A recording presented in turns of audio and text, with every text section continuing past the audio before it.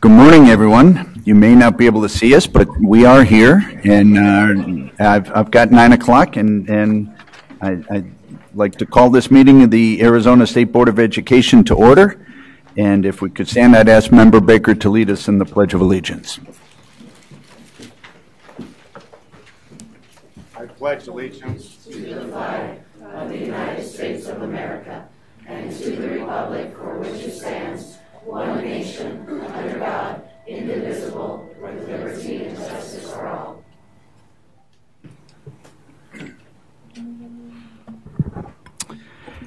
Next, we're joined by the Sierra Linda High School Jazz Group that will lead us in the national anthem.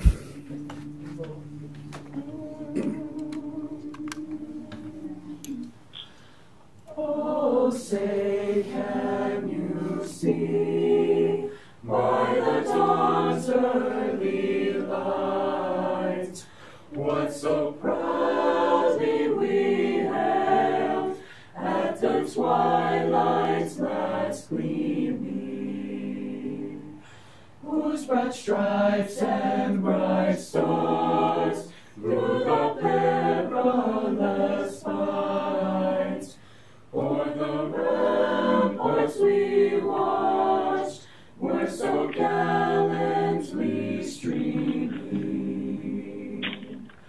and the rugged red lamp, those birds bursting in air, gave proof through the night that our flag was still there. Oh, say does that star-spangled banner yet wave o'er the land of the free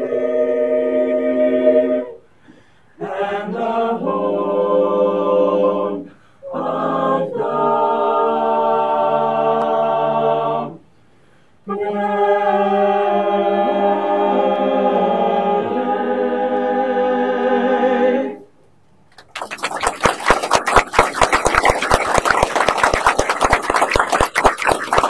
That was wonderful. Lastly, we will be led in prayer by Anita Rangaswamy from Arizona Interfaith. Thank you.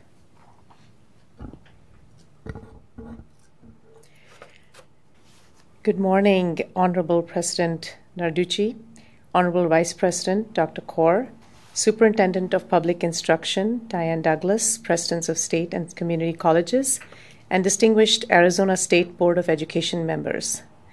My name is Anita Rangaswamy, and I'm on the Board and Interfaith Council of the Arizona Interfaith Movement, an organization with members of about 25 different faith groups, where we build bridges of understanding, respect, and civility across the faiths. Thank you for this opportunity to share a prayer this morning to commence the Arizona State Board of Education meeting. I will share Hindu prayers in the ancient language of Sanskrit, which is also known as the language of the gods. And we will take a few minutes to pray in a couple of minutes.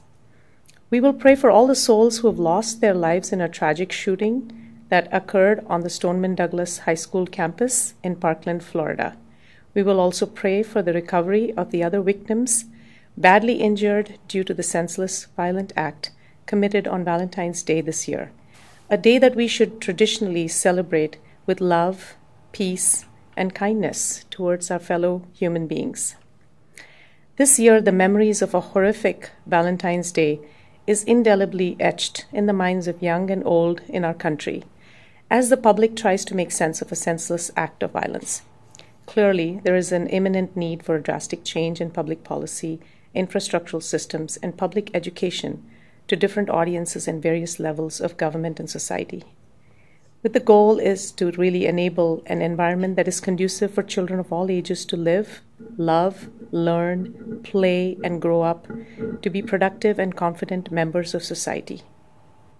Each generation of children and young adults will need to be educated on some foundational principles and core values of life that will enable them to not only survive, but to thrive during difficult times.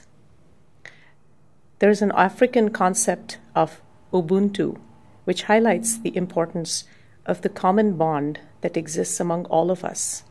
It is only through this shared bond and through our daily interactions with our fellow human beings that we can discover the essence of our own human qualities. In short, I am who I am because of who we all are. The astute public official and statesman Nelson Mandela said, "Education is the most important weapon you can use to change the world." Today we are again at crossroads, similar to many times in the past, where we find ourselves discussing and debating the merits and demerits of gun control and gun safety issues. There's no dearth of discussions with various opinions and suggestions in newspapers, blogs, and television. In the midst of this national crisis, we pray that the representatives of the people of this country who are in positions of power and influence are guided to make conscious, sensible, and educated decisions that enable our children to lead full, productive lives. As we know, children are undoubtedly the future of any nation. So from the Hindu tradition, I would like to pray today for the departed souls and then invoke our blessings to the Lord Ganesha of the Hindu faith to remove the obstacles that we face, followed by a prayer to the Mother, Saraswati, the goddess of wisdom, to enable adequate education at every level of society to prevail upon forthcoming decisions. So let us pray together, and you may close your eyes and just listen. Om Trayambakam Yajamahe Sugandhim Pushtivardhanam Urvarukumiva Bandhanat Mrityor Mokshiyamamritat. Om Shanti Shanti Shanti. Om Asato Ma Satgamaya Tamaso Ma Jyotirgamaya Mrityorma Amritam Gamaya. Om Shanti Shanti Shanti. Om Vakratunda Mahakaya Suryakoti Samaprabha Nirvignam Kurume Deva Sarvakaryeshu Sarvada.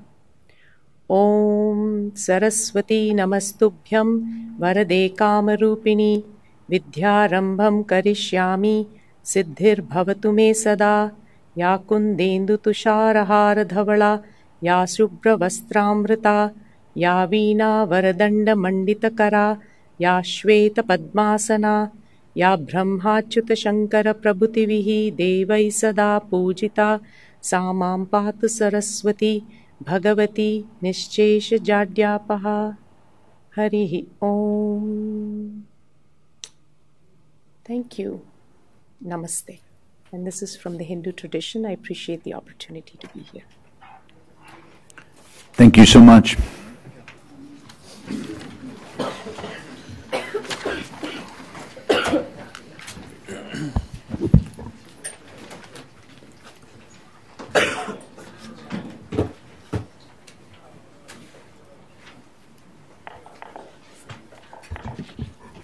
Mr. Wellesley, will you take roll to get us started?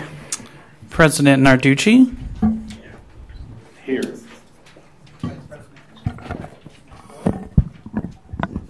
Here. Superintendent Douglas. Present. Member Baker. Present. Member Broussard. Present. Member Burton. Here. Member Chang. Here. Member Kay. Present. Member Mack. Here. Member Taylor. Here. Member Wellborn. Here. You have a quorum.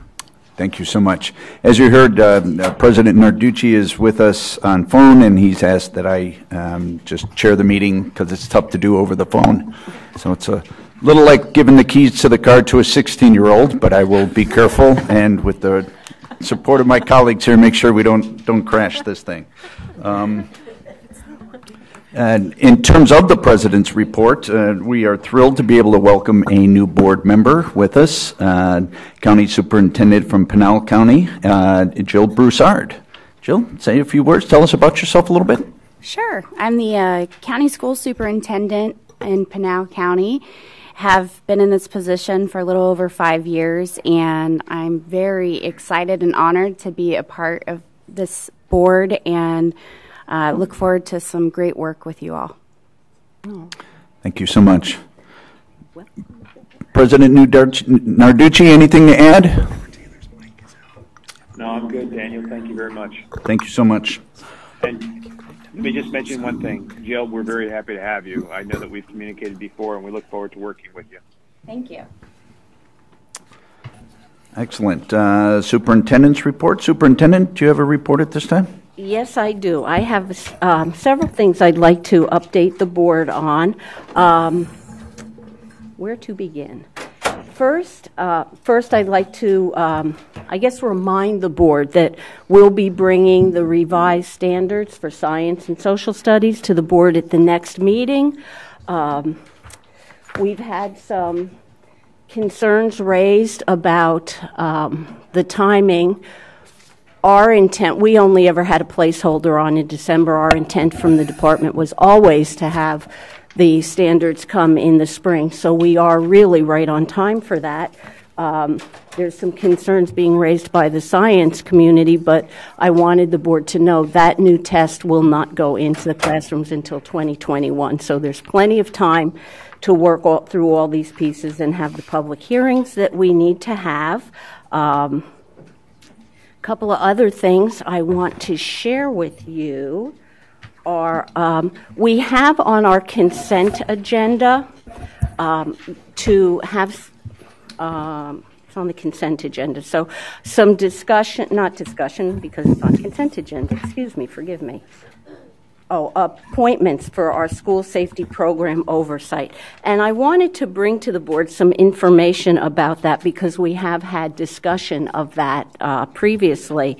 And just give you some quick little updates. I can provide this if anybody wants it in a hard copy. Funding sources, Prop 301 is almost $8 million, 3.6 from the general fund. That provided 113 resource officers to 128 schools. This is the first year of a 3-year grant cycle. But what we see coming, and I'm not sure if I have a bottom line number just yet, but not necessarily all of that money is being used. Maybe their schools aren't able to take advantage of it or whatever. So we at the department, we're keeping a close eye on that, and ultimately it may be an issue that needs to come to the board or ask our committee to look at. Does that grant process need to be reviewed? Is there a way we can get money to our schools, if other schools don't use it?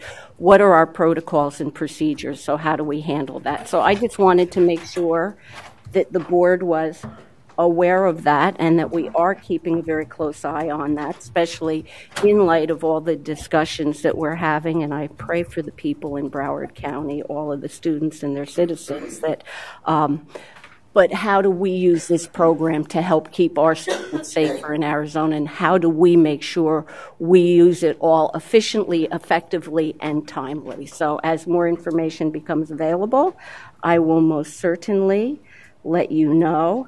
Another thing I wanted to share with you is that since last month's meeting, and last month, if you recall, we closed the rulemaking on goals, competency goals, minimum course of study for students at our common schools elementary. And we've had some questions come up since that. There were to my knowledge, there were no comments during the open public comment of concern for that. But what that actually did in the rulemaking was take music and visual arts and combine them into the arts, which may consist of one or more of the following: visual, dance, theater, music, or media. Performing arts and practical arts in Part B was struck. So we've had some people coming to the department, to our arts, and asking them the questions: what does this really mean? Are we lessening the standards for arts, which I certainly wouldn't support? I believe this was just an attempt to clarify language, make it more concise, make it in line with our standards and the language in that. But it appears that there are some concerns about this, so not to take any wind out of your sails, Mr. Baden, but just to let the board know there will be a meeting later this week with Mr. Baden and some of my staff members and some people who are concerned about this to just have a discussion. And as always, we will keep you apprised of where that goes. So I think those are the main things. Well, those are the main things under the department. The other thing I want to bring to the board today, I'm sure you're all very well aware and have heard about some of the issues surrounding Murphy Elementary School. I think it's let me pass these down this way. Thank you. And pass the rest of them down this way. There's been a lot in the media. The department, we recently met with the Maricopa County Superintendent's Office and the superintendent and the school board president of Murphy to discuss some of their financial challenges. Obviously, as this plays out, it may or may not come to this board and have implications for this board.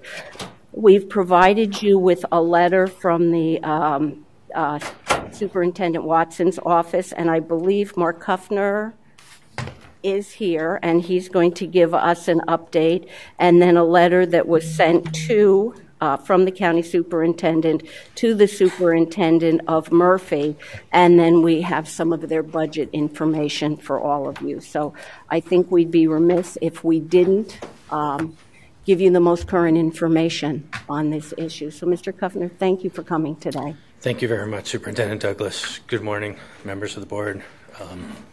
My name is Mark Kuffner. I'm with the Maricopa County School Superintendent's Office. And just to give you an update, I see you all have seen this letter, or you're seeing this letter. We're working closely with the Murphy School District to hopefully avoid any over expenditures in their current budget.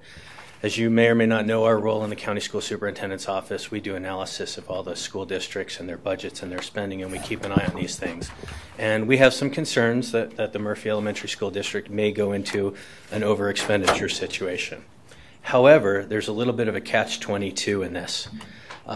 My office cannot, or the County School Superintendent's Office cannot let an over-expenditure happen. Mm-hmm. So while we cannot let an over-expenditure happen, we cannot get to Statute 15107, which theoretically would be a receivership type situation, which is where we get in. Now, again, this is just information. We're hoping not to get there. We're working closely with the school district.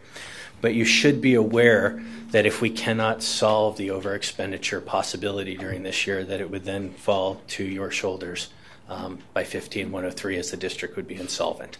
So just as an FYI, we're going to continue to meet with the district. We're going to continue to see what we can do to keep them from overexpending. But in the case that we cannot, it's probably about a month or so, month and a half away if the action resulting from working with the district stays the course. Hopefully that updates. That's the update. If you'd like more information, any questions I can answer. Okay, thank you very much. Thank you. I think that's all I've got. Thank you. Executive Director report. Ms. Williams, do you have a report for us? Vice President Corr, Superintendent Douglas, members of the board. The first item on my report is update on mower alternative assessment. So as you know, ARS 15-701 requires that a third grade student who does not meet the mower cut score on the reading portion of the AZ Merit exam not be promoted to the fourth grade. There is a new exemption to prevent the one bad testing day from causing a student who has sufficient reading skills to be retained in third grade. The 2017-2018 school year is the first year that this exemption can be applied. The state board has already approved numerous assessment vendors for the exemption. However, many schools do not have access to those assessments that the board has approved thus far, and as a result may not be able to participate in the exemption. So my update for the board today is to inform you that board staff is working with department staff on developing a list of criteria that a school district would need to meet within their MOAR alternative assessment to satisfy that new exemption. And that agenda item will be presented to the board at the March board meeting. The second report on my update is the board member orientation. Board member orientation will occur tomorrow at board staff offices. We have it posted on our website. It will occur at 3 different time slots to accommodate all of your schedules. And we hope that we can have something similar as the months go on in regard to topics that the board members are specifically interested in. So with that, that concludes my report, Dr. Kaur. Fantastic, thank you.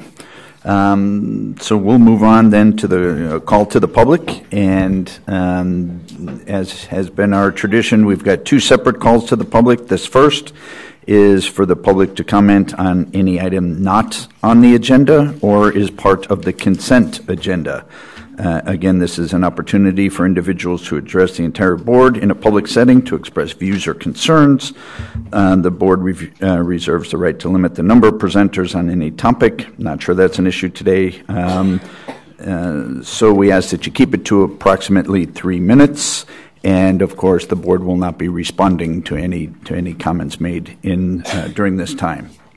So, Ms. Williams, do we have any speakers for this first call to the public? Vice President, core members of the board, we have 3 speakers. First up would be Janelle Wood, followed by Lynn Burnett.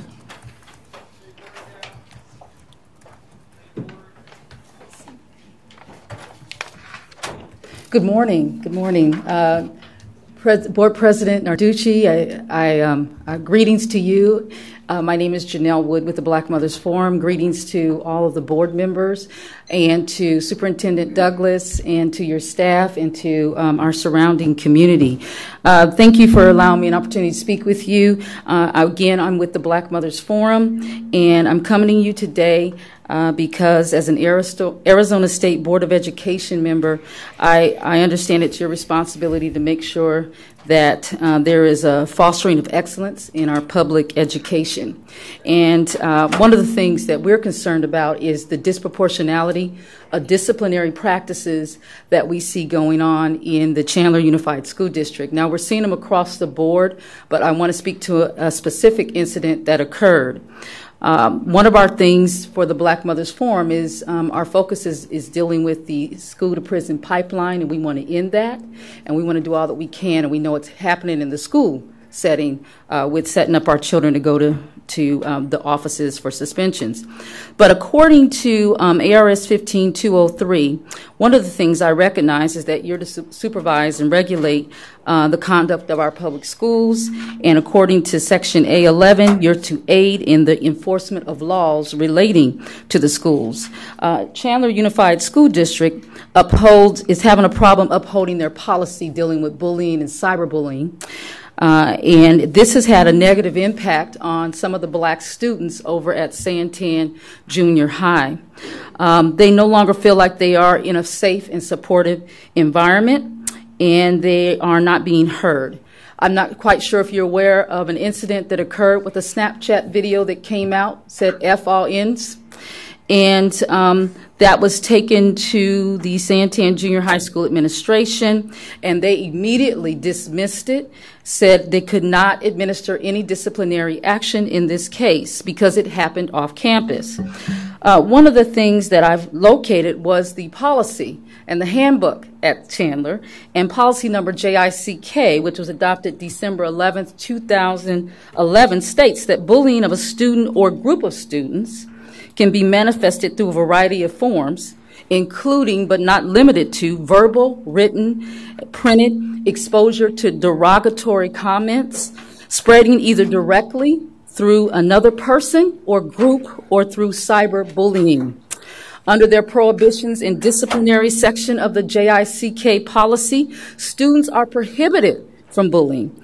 through the use of electronic technology or electronic communication, and disciplinary action may result for bullying that occurs outside of the school. Now, what they've been maintaining is that this happened on the weekend and this happened off school grounds. Therefore, they have no authority to implement any disciplinary action. But in fact, they do, because it says that if it occurs outside of the school and a school day, then it results in mental and emotional abuse to the victim, then it is something that they can do. So we're asking that you take a look at this. One thing that we want you to know is because we've been pushing this, they have put together a resolution regarding equity and inclusion in their school, but we want some consequences, at least an apology from these young people that put this out to at least their classmates. And we're not even able to get that, and our students feel like they're being dismissed when in fact they now are being targeted because they stood up. The black students stood up.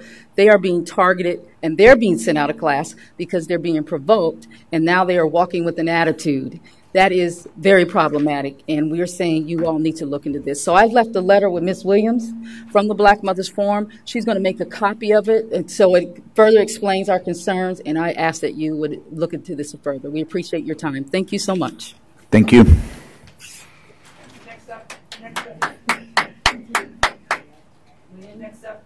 Why is this not working? Next up is Lynn Burnett, followed by Amber Dirks. This is his wife.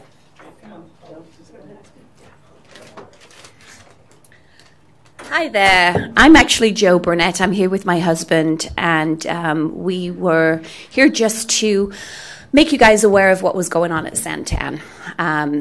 It was very disturbing when that video was put out.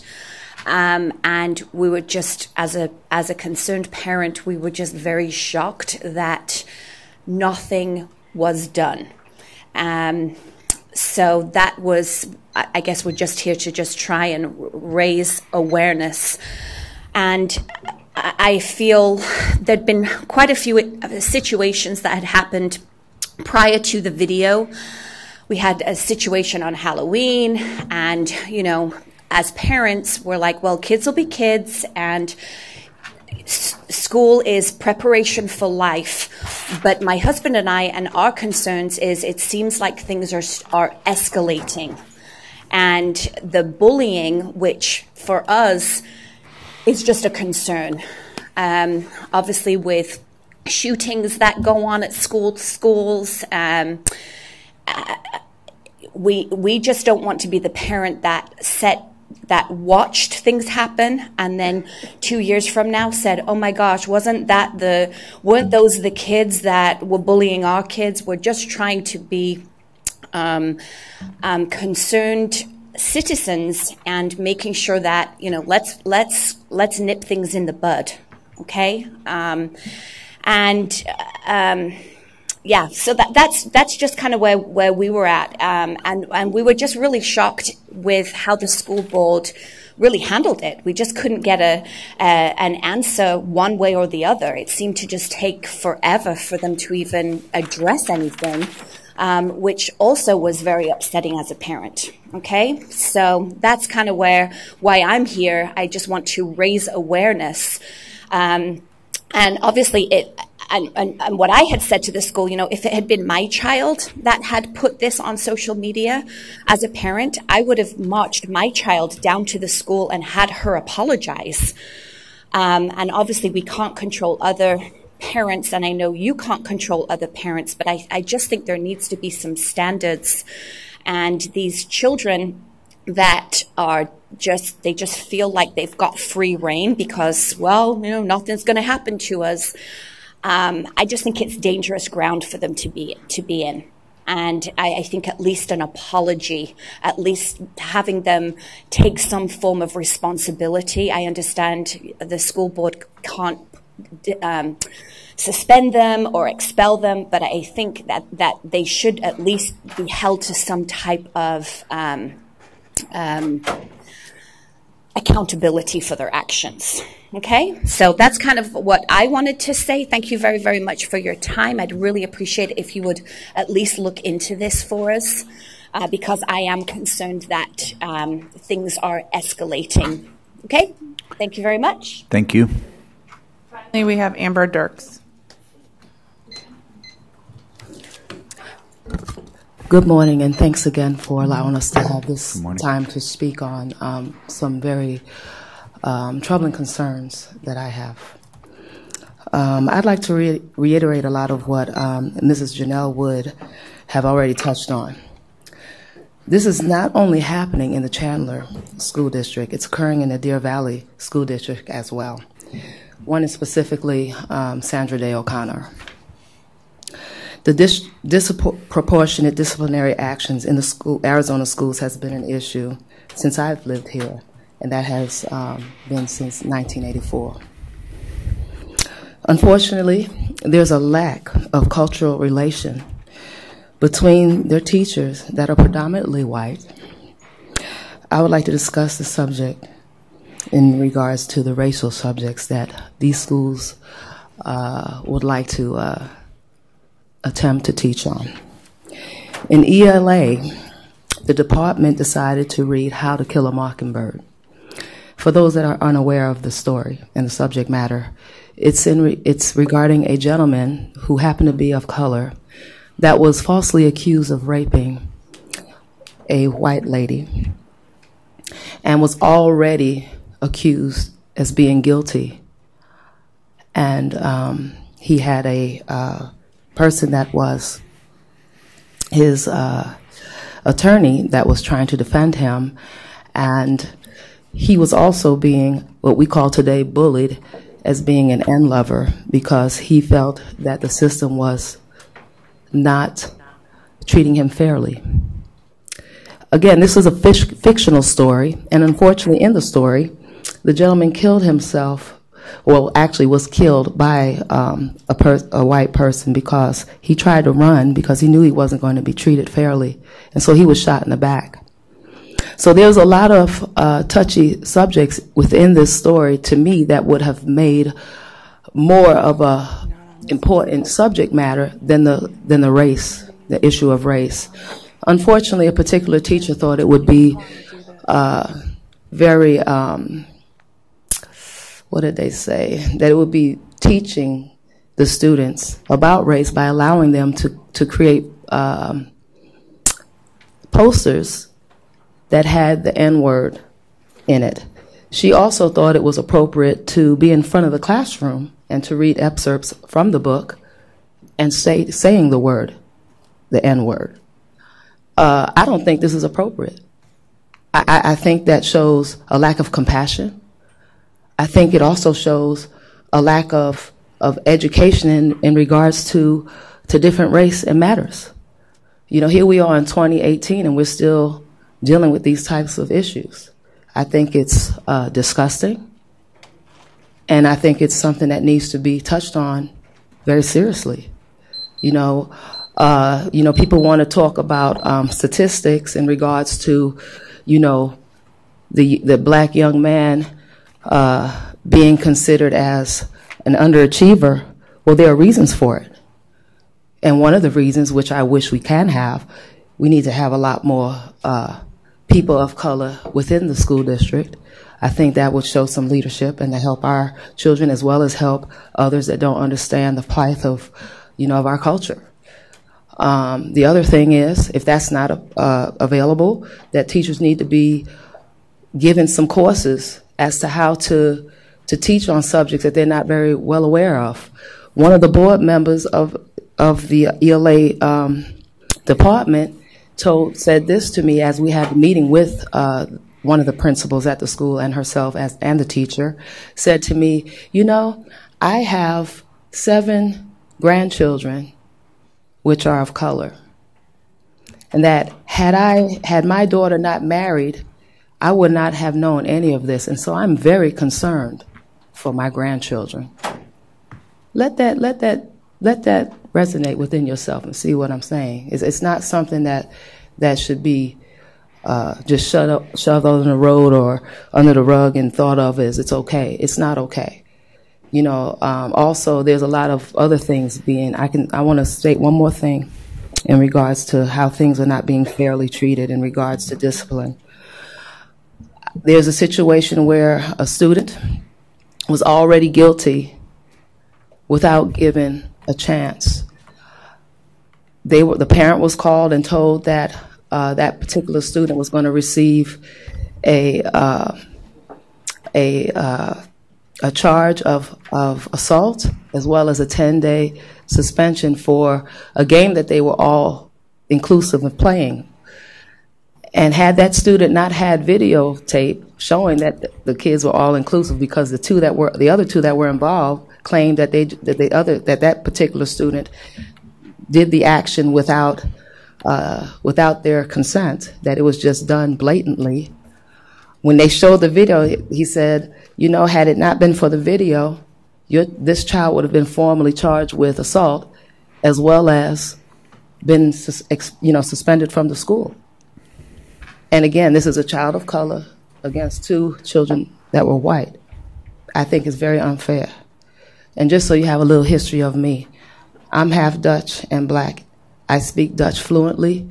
My mother's blonde and blue, so it has nothing to do with race for me. But I'm going to speak on the behalf of the children that are going through some dire situations in the school districts. Those really need to be touched on. And it's a disservice to all children that it's not being properly looked at. Thank you very much. Thank you.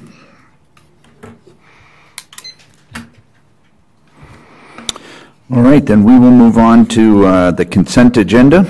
And looks like items 3A through L, 3L. Are there any items which board members would like to have removed from the consent agenda? Mr. Vice President, I'd like to pull item D. Item D.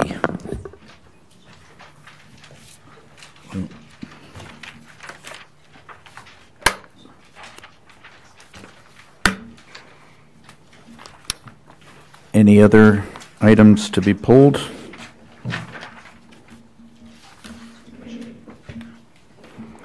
All right, so here's a rookie mistake. Do we vote on all the other ones, or do we discuss D first? Vice President, core members of the board, you vote on all the other ones except the pooled item. Fair enough. Member Wellborn. President, I'd also like to pull item I. Aye.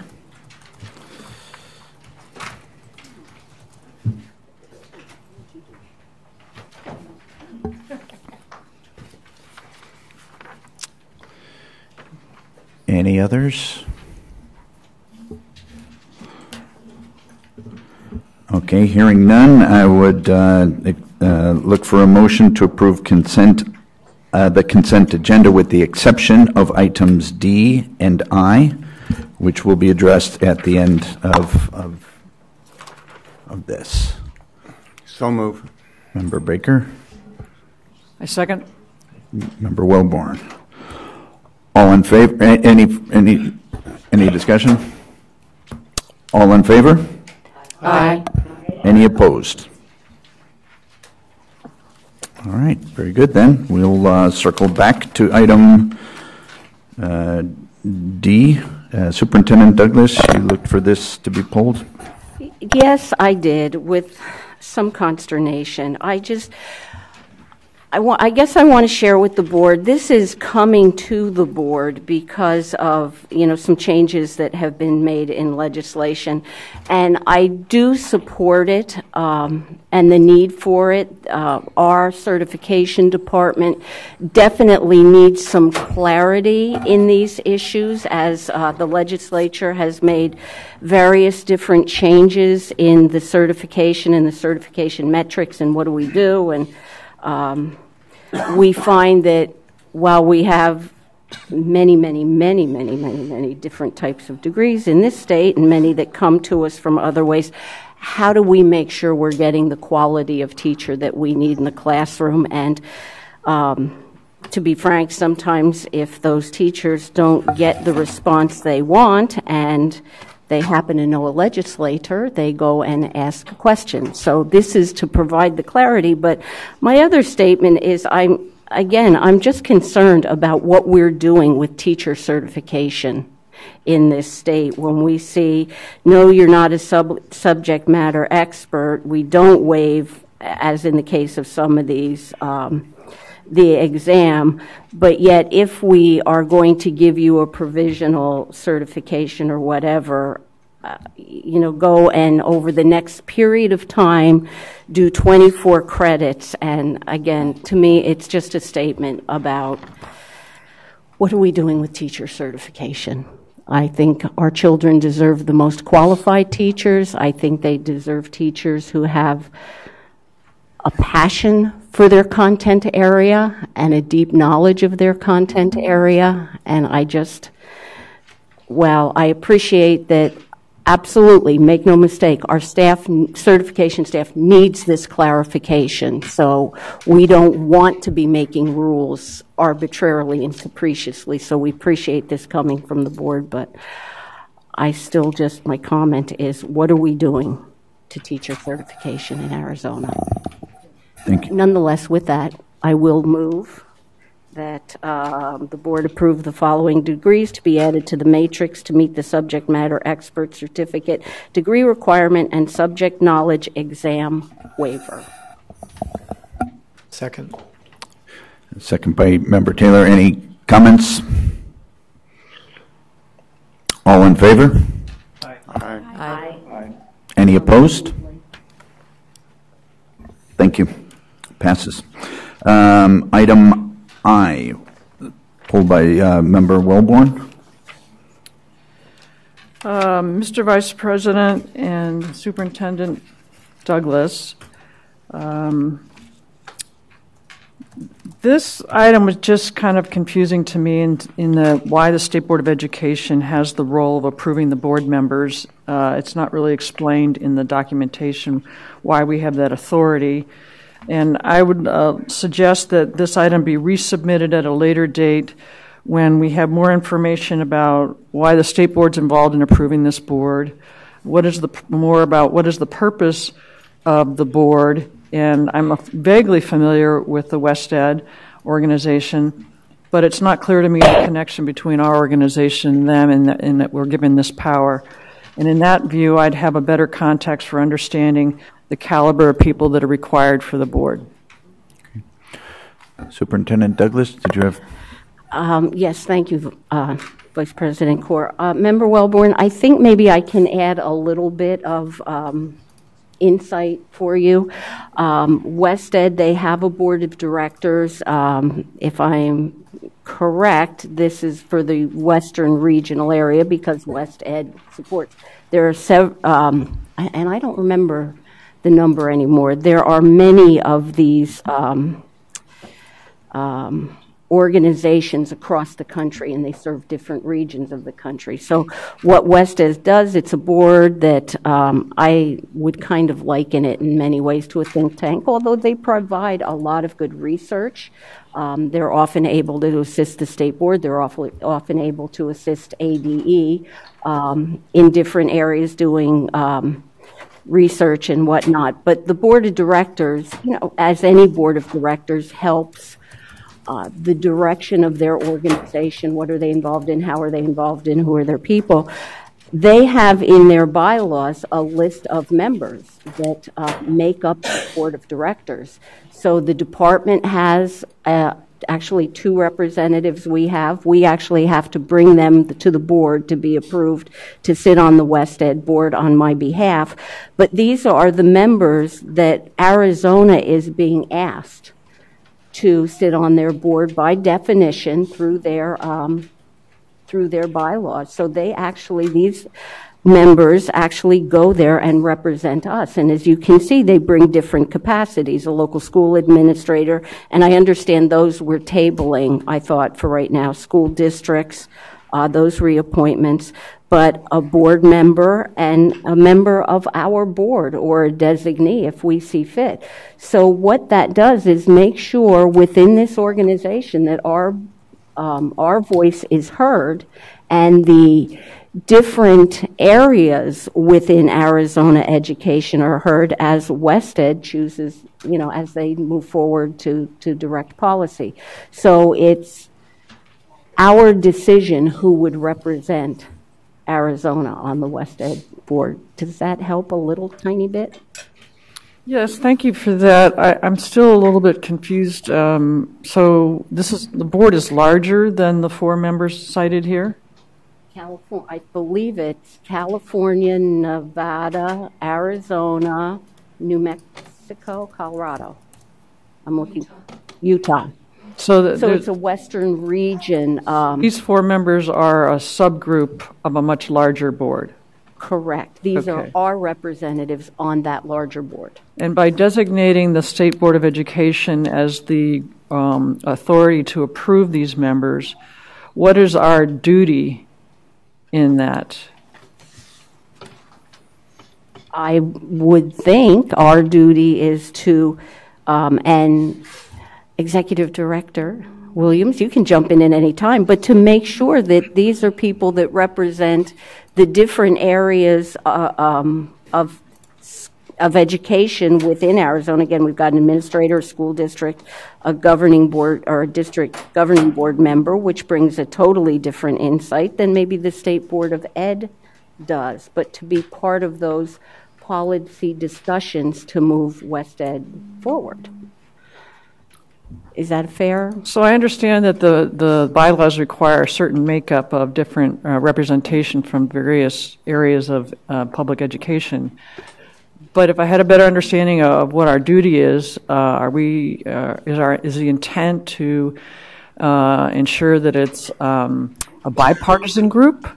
Is our duty to ensure that there is good turnover of board members so that there's new blood coming in all the time and fresh new ideas? I'm just vague on what it is we're supposed to be doing by approving these, other than looking at names and resumes.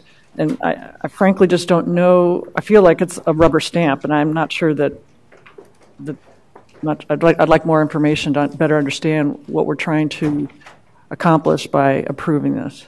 Vice President Corr, Superintendent Douglas, members of the board, I would recommend that the board table this to the March meeting so that board staff can work on furthering the agenda item for Member Wellborn and her concerns. Other thoughts on that? Member Chen? I would agree. I don't think we have enough information to know whether these individuals meet the requirements that would be in, I guess, in statute for that. So I would move to table. Okay. I'm seeing other nods. So with Executive Director's recommendation and concerns raised by members of the board, I guess I'm looking for a motion to table this. So moved. And a second. All in favor? Aye. Any opposed? Yes, I do. I guess I should have asked the question first. Is there, Executive Director Williams, is there a West Ed board meeting between now and our March meeting? Vice President Corr, Superintendent Douglas, members of the board, there is a West Ed Board of Directors meeting in April, I believe, so it's not in between. And these individuals, actually, their term is not up until May 31st. So these, Ms. Hurley, Mr. McLean, the old school district board member, and the individual who was appointed by the board to serve in President Narducci's position, are in those positions until May of 2018. So we have the time. But Ms. Lyon and President Narducci, if we passed this, would take their seats immediately.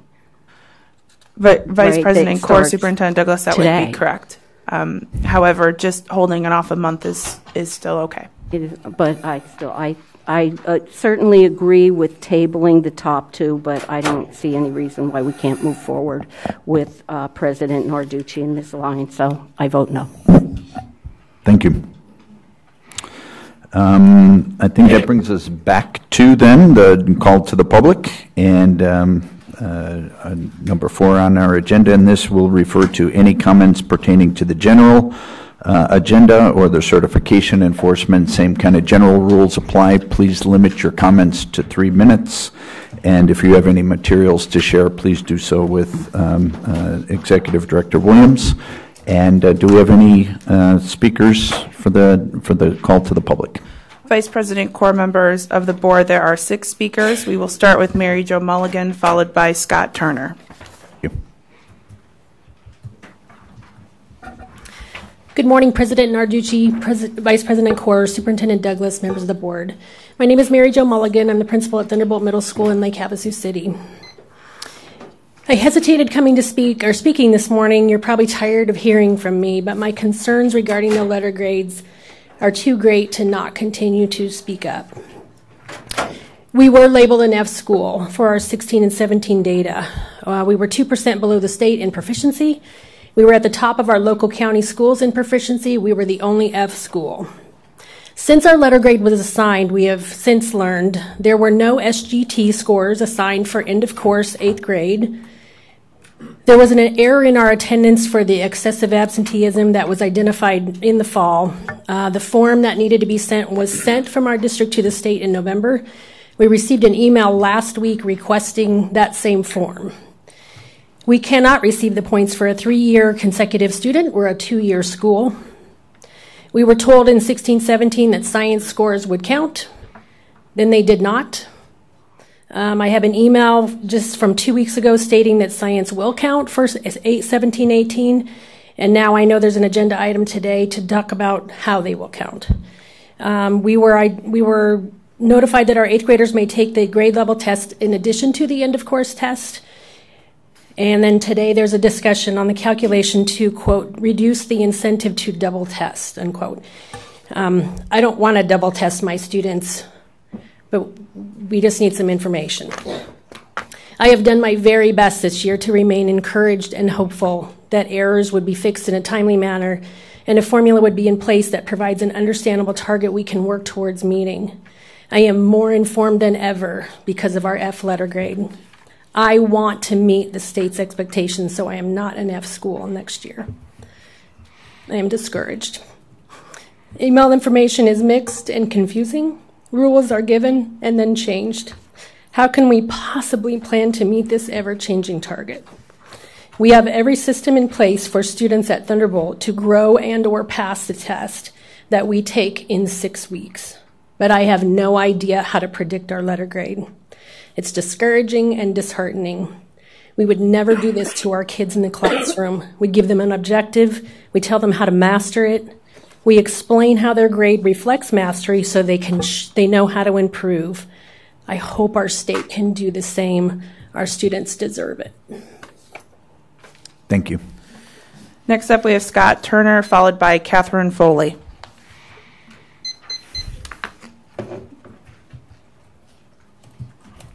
Morning. Good morning. Morning. Chair Narducci, Vice Chair Core, Superintendent Douglas, other members. My name is Scott Turner, President and CEO of Healthy Future US, with a brief update for the board. We are working closely with Arizona Health and Physical Education, the nearly 1,000-member professional association of physical and health education teachers and associated professionals. The A through F motion approved by the board on April 24, 2017, included the requirements to develop, quote, articulation of a defined process to address arts, PE, and health. We have an A through F PE and health ed work group with about 20 participants working diligently on this, consisting predominantly of subject expert teachers and administrators. We are also soliciting feedback from hundreds of other professionals and parents. We have a preliminary draft approach which we are discussing with state board staff. We are also gearing up to begin unofficial voluntary piloting at district and charter schools of all shapes, sizes, and locations across the state. Our goal is to develop and demonstrate a low-cost practical plan which can be readily implemented by all schools and which the board will feel comfortable approving. For too long, we have allowed the K-12 system to pursue an increasingly narrow definition of education. We cut PE by 2/3, recess by almost that much, at the expense of our students' physical and social emotional development. Not to mention slashing arts ed and seeing students' creativity and engagement decline. By the time children reach their adolescent years, their health habits are by and large set for life. If we continue on our current course, 1 of 3 students will have diabetes as adults, 1 of 2 students in Title I schools. This compares to 1 out of 30 before Ames and AZ Merit. Inactivity and unhealthy nutrition are the 2 main root causes for diabetes, obesity, and many other chronic conditions. Warren Buffett pointed out last year, and has now put his money where his mouth is with Amazon and Chase, our health costs are the tapeworm eating away at our economic competitiveness and business profits. Our workforce must be healthy for our economy to prosper sustainably. $10,000 per person per year and still growing fast. Neither families, nor employers, nor our state medication and education budgets can afford our rapidly growing health costs. We are starting decades late on this and must move with a sense of urgency and even emergency. We must stop sacrificing our children's current and future health on the false altar of test scores and narrow A through F grading. Mountain of research evidence and the track records of many Arizona schools with well-rounded education proves that this is not a zero-sum game. Students need and can have recess, physical, health, and arts education and academic achievement, and parents demand it. We look forward to continuing to work with the State Board in this critical area. Thank you. Next up, we have Catherine Foley, followed by Jeff Esposito.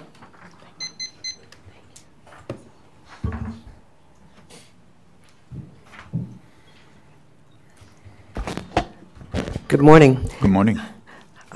Vice Chair Core, Superintendent Douglas, members of the board. I am Catherine Foley, Rusty Foley. Some of you know me as today. I'm Catherine officially, I guess. In any case, I wanted to echo somewhat of what Dr. Turner has talked about here. I wanted just the opportunity to make a brief comment about the status of arts education. I represent Arizona Citizens for the Arts, I should hasten to add.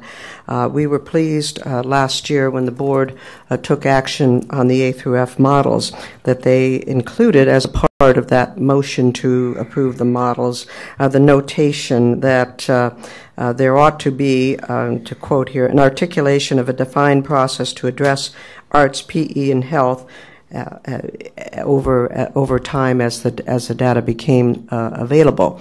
Now, with a year having gone by, we still hear these subject matters referred to as sort of being in the parking lot, which in some ways still indicates that we have not come up with that articulated process to deal with developing student-based learning objectives that can be folded into in particular, the A through F K-8 model.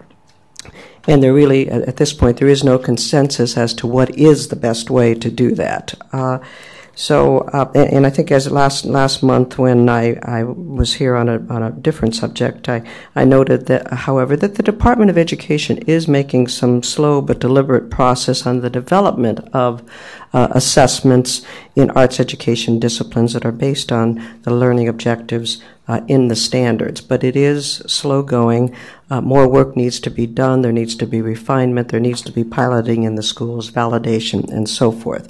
And the reality is that we are probably a year or so at least away from being able to even pilot these standards in the schools with the incorporation of some sort of credit for student achievement in the arts based on these assessments, probably a year or so, in a general sense, a year or so further into the future. So we would like to see, as you consider the menu of assessments and so forth in this process, that again you articulate and assign some priority into some urgency to, specifically moving this process forward, assisting the Department of Education in whatever way necessary. And again, we as representatives of some arts education stakeholders, we're very pleased to be a part of this process. I want to say parenthetically that I appreciate the effort that both the department and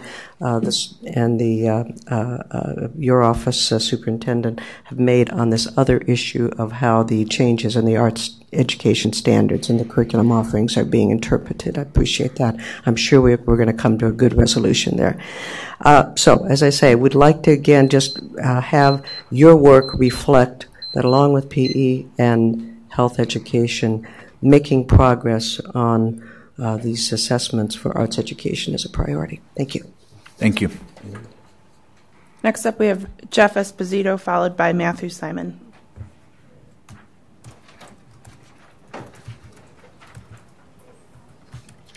Mr. President, Superintendent Douglas, and members of the board. For the record, my name is Jeff Esposito, and I am here today on behalf of Unidos US, formerly the National Council of La Raza. We are the nation's largest Latino civil rights and advocacy organization. In Arizona alone, we have a nonprofit affiliate network of 13 community-based organizations and charter schools. You all should have received a copy of our letter in support of lowering the N count in the A through F letter grading system to 10 students, but we also wanted to provide some broader context to the coming accountability conversation. As background, Unidos US has a long and significant history working towards equity in education, including actively advocating for Latino and English learner students here in Arizona. We strongly support future revisions to the A through F grading system to ensure equitable education opportunities for all Latino and EL students. Lowering the N size and strengthening the accountability system is an opportunity to close gaps and advance equity. It is imperative that the state is measuring student success or failure in the most accurate and appropriate way. Studies show that an N size of 10 captures the most students while still maintaining students' privacy.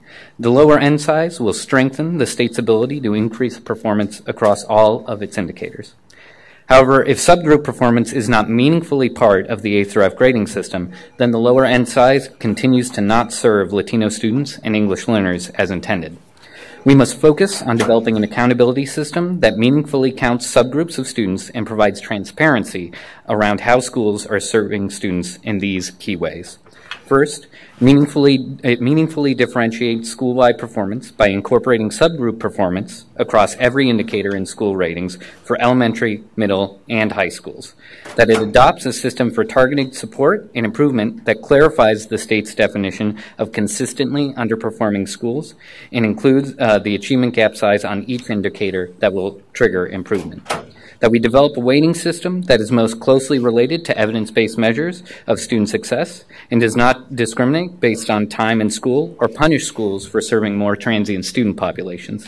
And finally, that we create a dashboard or a school report card that provides timely information for families to understand the significance of subgroup performance on a school's letter grade.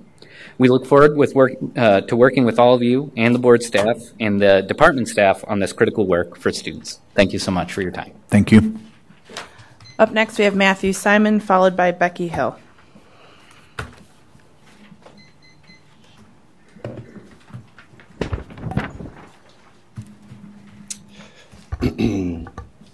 President Narducci, Vice President Kaur, Superintendent Douglas, and fellow board members. Matthew Simon, representing the Arizona Charter Schools Association.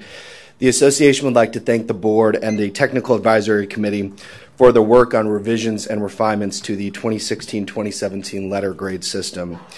The association particularly would like to thank the work of the TAC and the board on the approval of the hybrid model for non-typical grade configurations. This was something that was of particular concern to the association with various grade configurations in the charter sector. The TAC and the board also made some other refinements and revisions that were beneficial to the letter grade system. However, the association still feels that progress that was made in these revisions to the accountability system still do not wholly and adequately reflect the performance of our public schools. We feel that the growth indicator was still not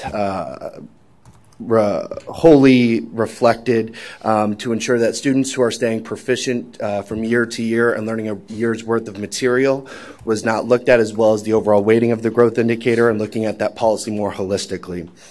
Although this was not addressed, the association understands the time constraints and the technical capabilities of the department and understands that the board needs to move forward in its work.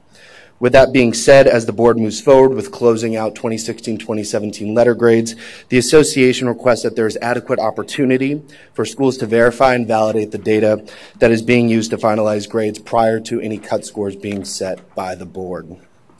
As the board looks forward to future revisions for 2018 and 2019, the association is excited to see some of the things that the board will be considering later on in the agenda. The board has identified some of the major pieces to review, like menu of assessments, as well as the growth indicator that I just mentioned. We believe that there has to be continued robust discussion about the growth indicator as to not diminish the overall performance of a school.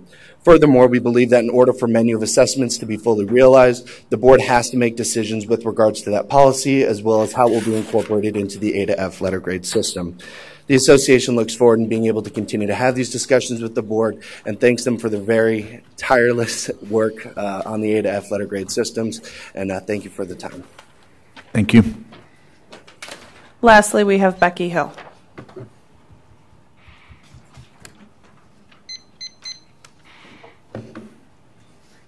Good morning, everyone. I'm Becky Hill here this morning representing the Arizona Chamber of Commerce and Industry, and I'm here to speak to two agenda items, menu, as well as the two A through F items for AA and B, I believe it is. For menu, just a quick thank you to the board and especially to staff who've stepped up in a really big way to ensure the menu moves forward in a very collaborative and inclusive manner with a great amount of attention to detail. As the first state in the country to advance assessment choice, they are blazing this trail alongside the legislators and stakeholders who advocated for flexibility and what is otherwise an unnecessarily rigid assessment system. We are extremely grateful for all of your efforts to get this policy adopted in time for schools to take advantage of it as intended in the 18-19 school year. Additionally, I bring to you a letter today from the Chamber weighing in on ideas we hope you pursue in the modeling referred to in items 4. It's for you to read later while relaxing from your long meeting. There isn't time to explore all of it here, but it is a list of concepts for critical issues yet in need of resolution that we hope you'll consider when directing staff, the department, and consultants to move forward on modeling.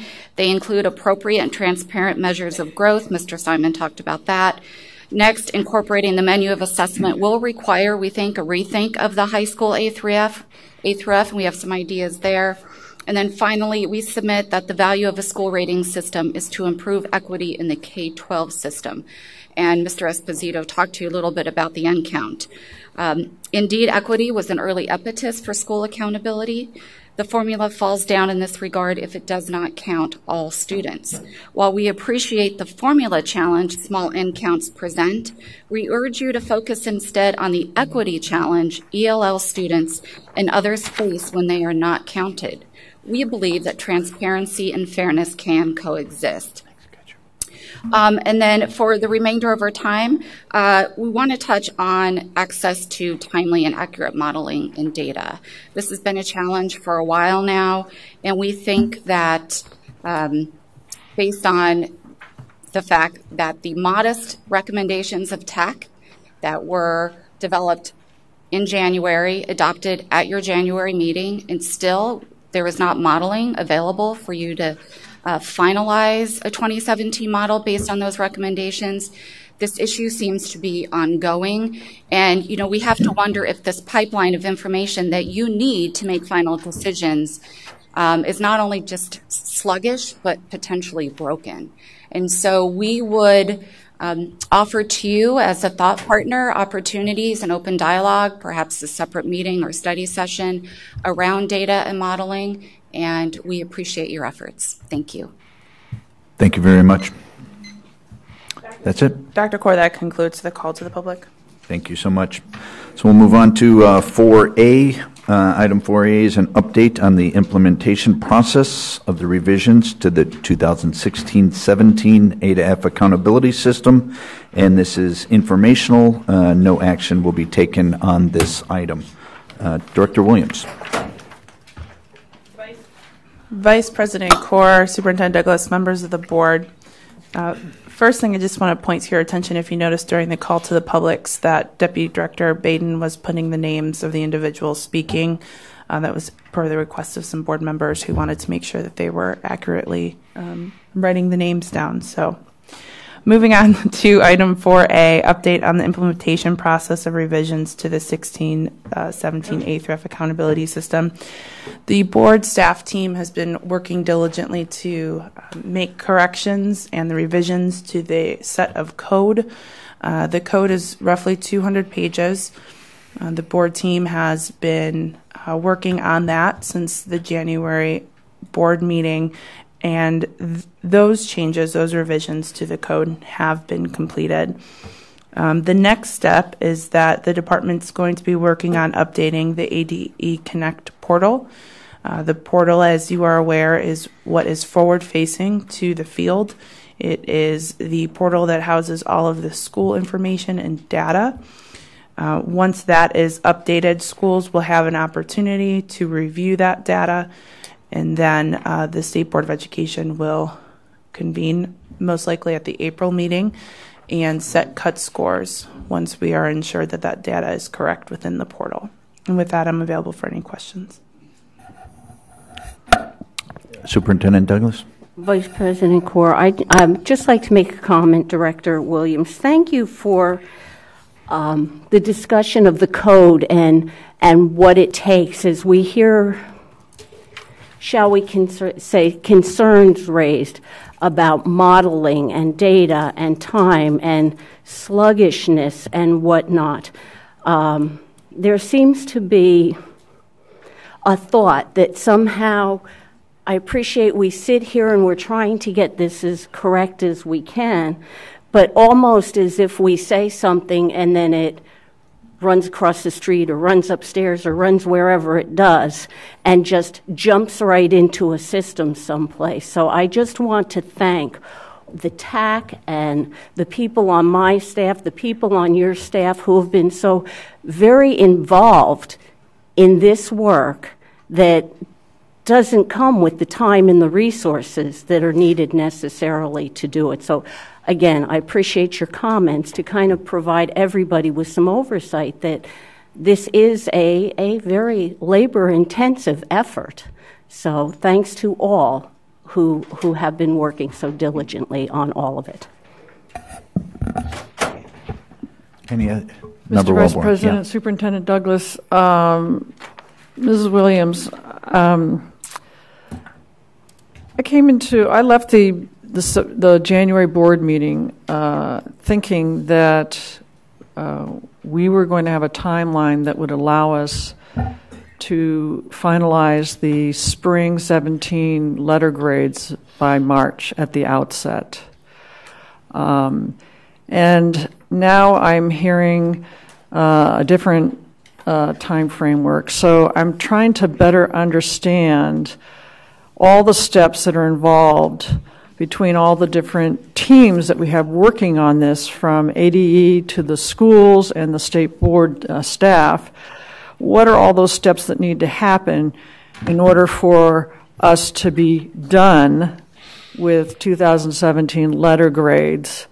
You've talked a little bit about the changes in code that have been made. My question is, are there any other changes that need to be happening, or are we all done on changes of code? I don't know what it means when we say that the ADE Connect portal has to be worked on. I'm understanding we already have a Connect portal that the schools are using, and the one that they used last summer. And it just seems to me like it's a matter of populating that portal with new data once the data has been run again, and then allowing the schools to vet the information. And then the last part of your report says that modeling and cut scores are going to be presented at the future. I think you said now that would be April. So is April the date? Is that meeting now the time when we can finalize the spring 2017 letter grades? Vice President Kaur, Member Wellborn, so starting with your question in regard to the different coding revisions. My question to you is, would you like me to go through each one of those bullet points within the executive summary sheet to explain each one? No, I can read that. My question, are we done with all of these? So all that coding for these items listed is completed now.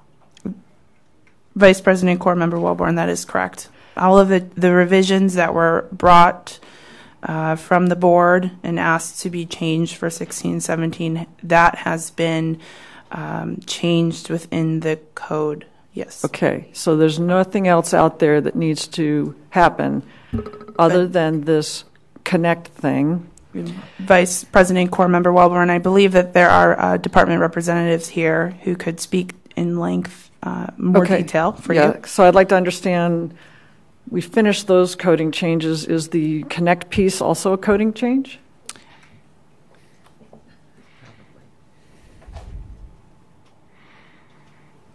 Good morning. For the record, Dr. Jennifer Fletcher, Chief Accountability Officer for the Arizona Department of Education. So let me step back a couple questions. Code for the A through F modeling has been completed, but data still needs to run through that code. Remember in December I presented, we had over 200 pages of code. So while the growth change, adding the SGP and SGT greater than or equal to 89 is a relatively simple change, right? Creating a new hybrid code is not, right? So that new K-12 hybrid that the TAC modeled and board approved is a brand new set of code that had to be written. Okay, so we have to go through this process and we want to make sure that the code is accurate, correct, right, done properly. So that code is done, data can be run through it. ADE Connect, while it seems, I would love if it could just push data into it and it populate, is actually a whole new ballgame. That requires brand new code, right? Similar to what is done for the modeling, but remember, disaggregated by grade, subject, test type, and indicator. Okay, so all of it has to, we aggregate for modeling and then we take it all apart again. So all of that code for the hybrid has to be rewritten. But the way the AD Connect portal was set up originally was there's a K-8 letter grade, you click on that, you get your data. There's a 9-12 letter grade, you click on that, you get your data. Now the hybrid, we have to create a whole new portal for the hybrid. And I don't know if you recall in the agenda, there was an A, B, C option. So hybrid was C. B was to take schools that served grades 5 through 12 and put them on the 9-12 model. A was to put schools, that served K through 11 on the K-8 model. So the K-8 and the 9-12 ADE Connect portal also have to add additional grades into it, into not only the visible side, the back-end table that we populate, and then we have to add the code to add those grades, if that makes sense, because it used to only show grades K through 9, right? But if a school serves K-10, we need a grade 10 visible. If they serve 11, we need 10 and 11 visible. So it's unfortunately not always as simple as it seems because of the complexities of the different modeling types. Does that help? Very much so, thank you. And so that your expectation is that work will be completed? That work will be completed in the next 3 to 4 weeks. And my understanding in our discussions with the board staff is one of the reasons for the April timeline was so that schools had an opportunity to go in and see their data, not a letter grade or cut score because that hasn't been established, but to see their data disaggregated by indicator. They can see points, check their student level files before cut scores are set, which is why you see the pushback. And it was necessary to wait till the first phase of coding was done before we started the portal work? It's partly that and partly a limited resources issue. Okay. Yep. So your expectation now is that that work will be done by March. End of March. So schools can see schools will then begin an opportunity to look at everything, and we give them 30 days so that by the April meeting we can look at cut scores, make decisions, and put this and be done with 2017. Yes. All right. Thank you very much for the welcome. explanation. I appreciate it. Thank you. Yep. Any other questions? If you want to, are there any other? Before I run? No, I'm just kidding. Yeah. Any other questions in general? Okay, again, that was for information. There is no action taken, so then I will move us on to 4B, 1 through 3. This is a presentation and discussion and possible action on the 2017-18 and 18-19 A to F accountability system. Director Williams. Vice President, core members of the board, item 4B1, we look at what the board has already approved at the August 18, 2017 meeting in regard to 3 items that need to be changed to ensure that we're aligning with the ESSA state plan. The recommendation before you for item 4B1 is in regard to science. So science can no longer be included within the proficiency indicator. Therefore, it is being recommended that the board direct staff to study and model removing the science proficiency from the proficiency calculator or indicator and incorporating it into either the K-8 acceleration or another option, and at the 9-12 level, incorporating it into the CCRI rubric. Is there a motion to direct board staff to study the study and model options on how to retain science assessment A to F for the 17-18 and 18-19 school year? So moved. Dr. Cheng. Need a second. Then Member Baker has a question. I have a second from Member Taylor. Member Baker, a question. So are we moving on all 3 or just the first one? We're moving on just the first one. Okay. Thank you. Thank you for that clarification. Just 4B1. Mr. Vice President? All 3 things. I'm sorry. Just the assessment, the science calculation on that, not our... Correct. We will move to 4B2 and 4B3 as separate votes, as I understand it. No, I think there's confusion because under this item there are 3 bullet points. So they deal with different subjects. One is the science, then there's the denominator issue, and the seniors issue. So the question is, are we dealing with all 3 of those in this vote or just the one about science? Vice President Core, Member Wellborn, 1, 2, and 3 under action taken pursuant to federal law that was already approved at the August 18, 2017 board meeting. So what the motion is right now is to just direct staff to find a place to put the science proficiency. Yes, Mr. Vice President, Superintendent Douglas, I move to recommend the board direct staff to study and model options for how to retain the science assessment in the A to F accountability system for 17-18 and 18-19, including moving the science into the CCRI and the K-12 acceleration readiness indicator. Thank you, Dr. Cheng. That was very well put. Thank you. Keeping me out of trouble. You're looking out for me. I appreciate that, Dr. Cheng. Do I have a second? Second. Member Taylor. Any questions or comments? I have a comment here, please. Yeah, please, Member Wellborn.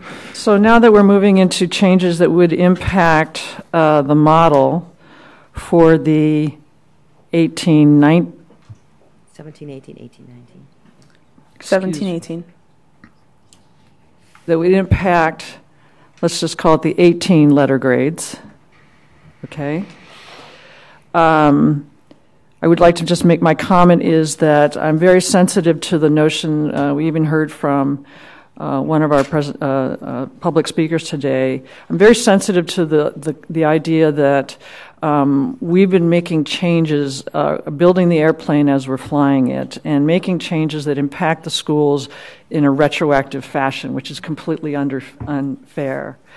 So I would suggest that we consider on a going forward basis the implementation timeline for some of these changes so that we can be done with the factors and criterion upon which the schools are going to be judged before the school year starts. Other comments? I believe I have I have a motion and a second. All in favor? Aye. Aye. Aye. Any opposed? Thank you. Executive Director Williams, 4B2. Vice President Core, members of the board, item 4B2 is a quite lengthy item, so I will take my time going through this, but if I don't address any of your questions or concerns, please feel free to let me know. So on the first page of the executive summary sheet, we have items 1 through 6. These items have been brought forth to board staff by board members, the general public, field experts, ABC stakeholders, and other people involved within education. And it warrants those 6 items to be looked at through modeling. The next one on the first page of the executive summary sheet is the 912 College and Career Readiness Indicator. This is just a fix on the spreadsheet from when the board initially passed the CCRA spreadsheet. It was out of 15 points. Then the board went back and moved the CCRI index to be out of 20 points. So therefore, we can change the 15 to 20 on the spreadsheet and allow for the schools to know that it truly is out of 20 points and no longer would need to be scaled.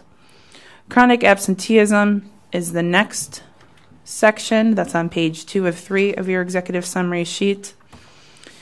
There is a recommended action for the 2018-2019 school year. It is recommended that the board exclude students with chronic health problems from the chronic absenteeism calculation. And then there is also 2 further studying and modeling for chronic absenteeism. One is in regard to kindergartners within the calculation, and the other is for the board to consider a confidence interval. Statutory powers and duties is next on page 2 of 3, and it is just informing the board members that we do have other models and other types of schools within Arizona that need a A through F accountability system, and so that board staff will work on getting the board members updates on the progress of those different models. And then lastly on the last page, we have page 3 of 3. We have the parking lot items that came before the board, and the board expressed interest and a willingness to return to these items for future iterations. There are 5 listed there, and it is recommended that the board staff investigate how these items could be incorporated into the A through F accountability system. Because the whole package is very large, it is recommended that the board take the actions listed above labeled recommended action and direct staff to further study and model the actions listed above labeled further study and modeling needed. And we will bring those back at future board meetings. Thank you. Is there a motion to take the recommended actions listed in the executive summary? I would like to ask a question, Mr. Vice President. Sure. Ms. Williams, is it possible within this very large list to identify which are the items that we might be able to review and study and decide upon and have that completed by July 2018? Getting back to my point about trying to make decisions and set policy before the school year starts.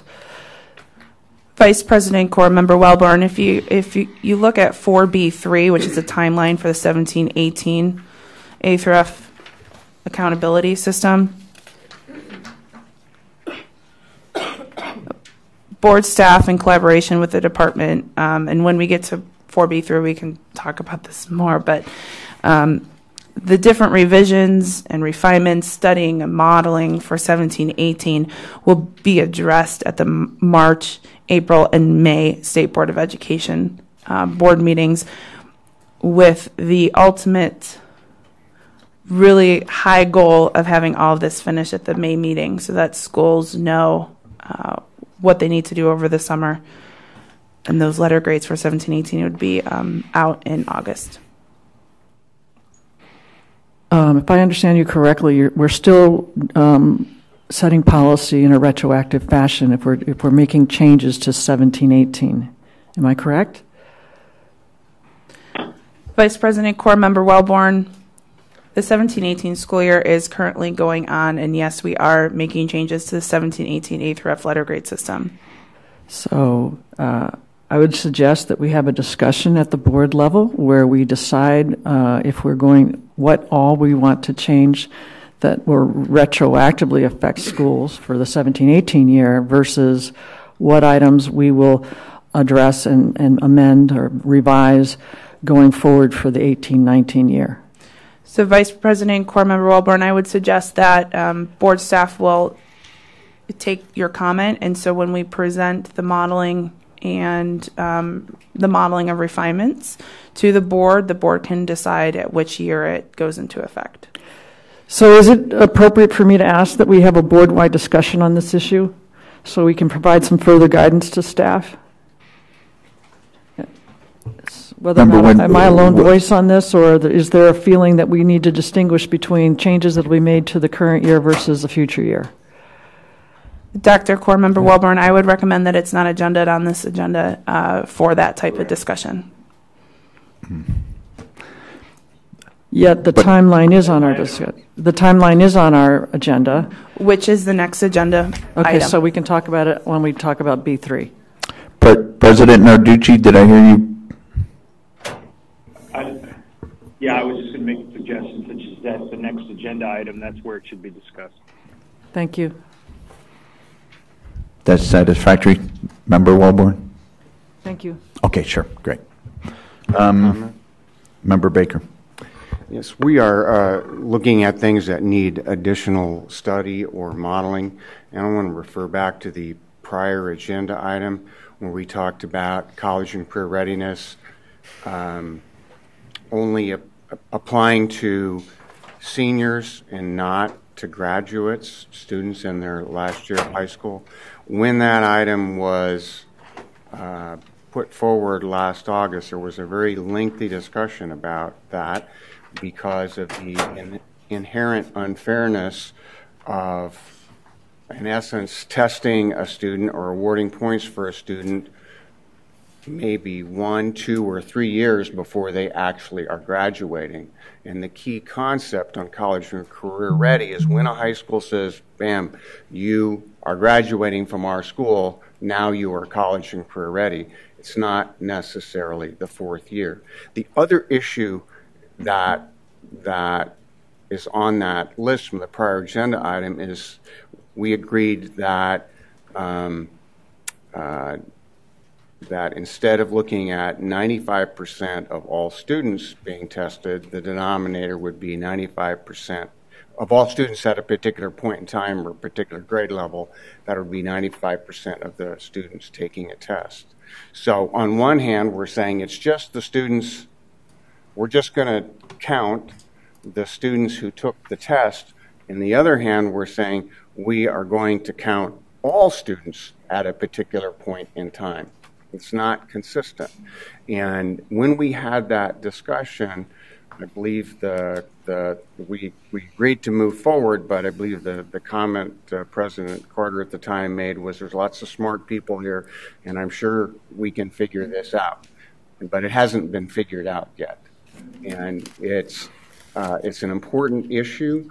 It's an important issue, especially for schools who tend to bring in students who are a year or 2 behind, that they not be penalized for bringing in those students.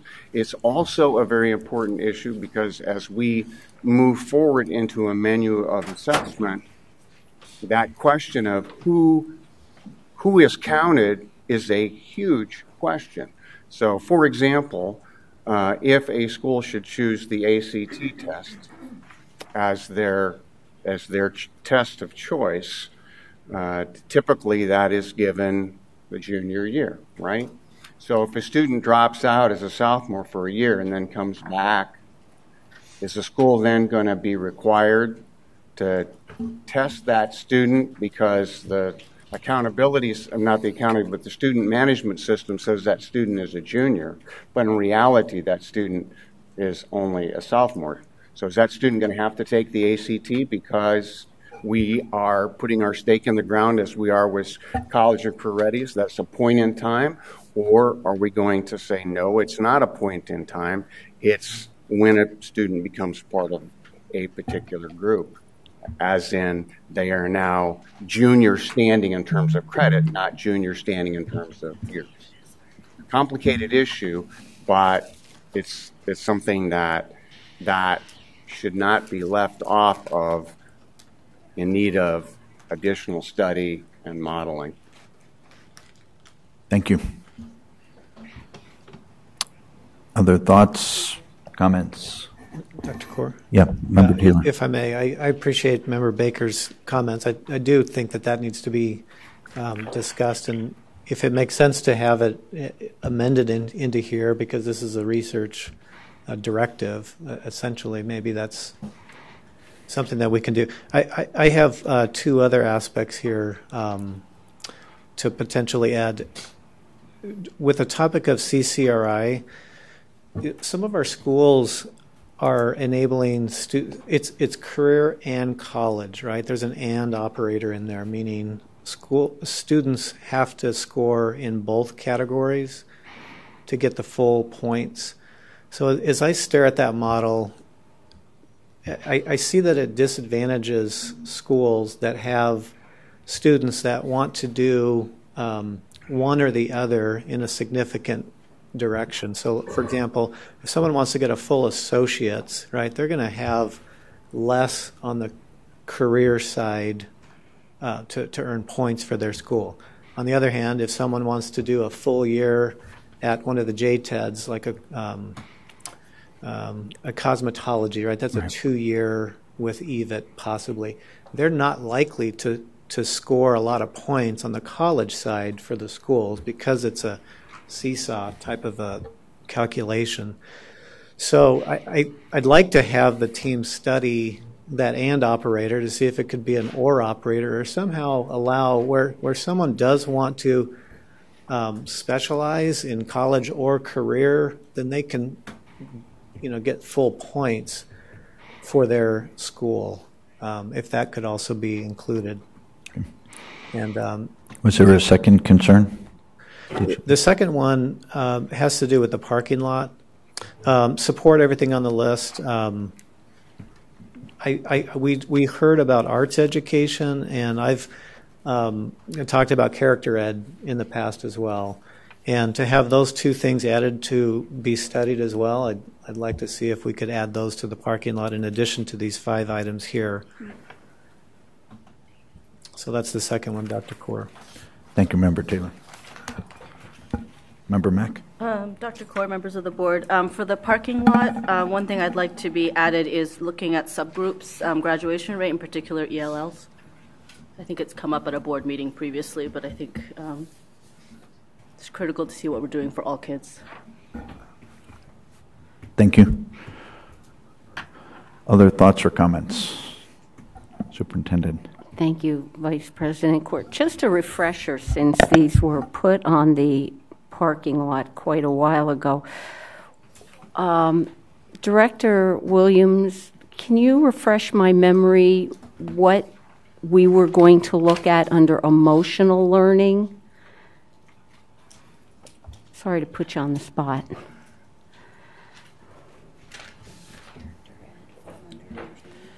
So, Vice President Court Superintendent Douglas, when we created this agenda item, we went off of, if you remember, the yellow and green parking lot item from the board. That's why I keep my board packets.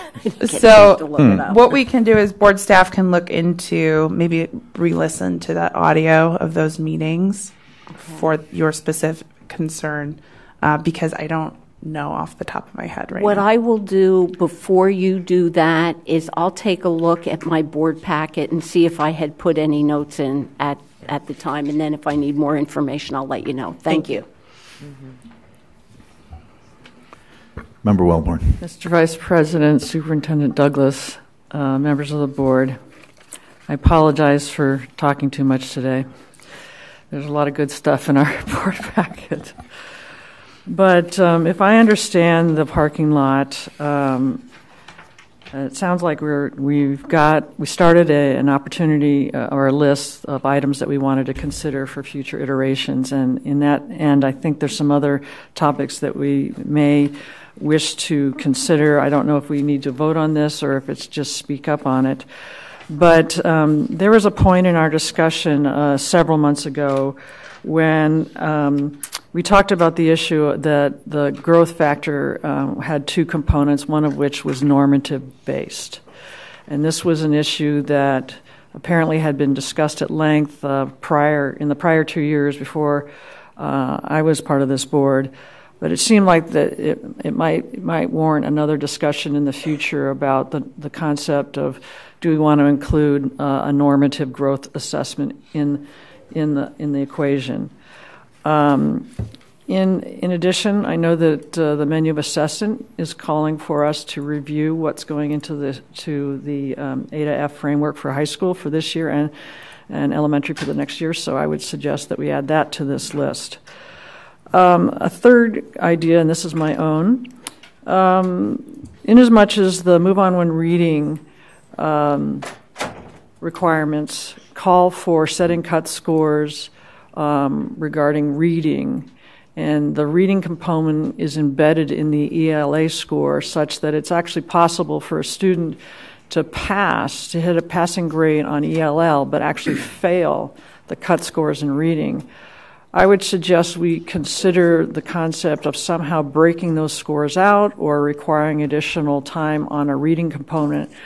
The old norm is if you're trying to manage something such as the reading scores of our third graders, you have to be able to monitor it and measure it. And right now, we really don't have the ability to measure it. It's masked in the ELA scores. So I just wanted to put that topic on the parking lot agenda. And then I have a third area, which is, it's come to my, actually I think that's about the fourth or fifth, I apologize.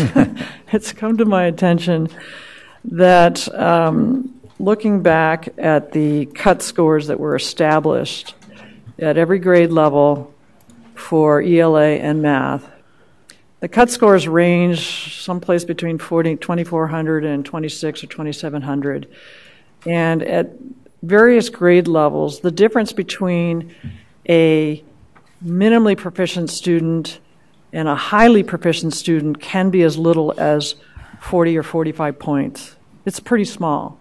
So I'd like to see if we can have some study around how many questions can a student get wrong and slip from a highly proficient to a partially proficient to partially proficient to minimally proficient, because I'm concerned about missing one or two questions and dropping a whole level or two levels. I just wanted to see if we could have further study on that so we can better understand the actual scoring of the test. So Vice President Corps Member Wellborn, to your point in regard to the MOER cut scores, reading ELA, the fail cut scores for ELA and math, and then the studying around how many questions it would take to go from minimally proficient to highly proficient.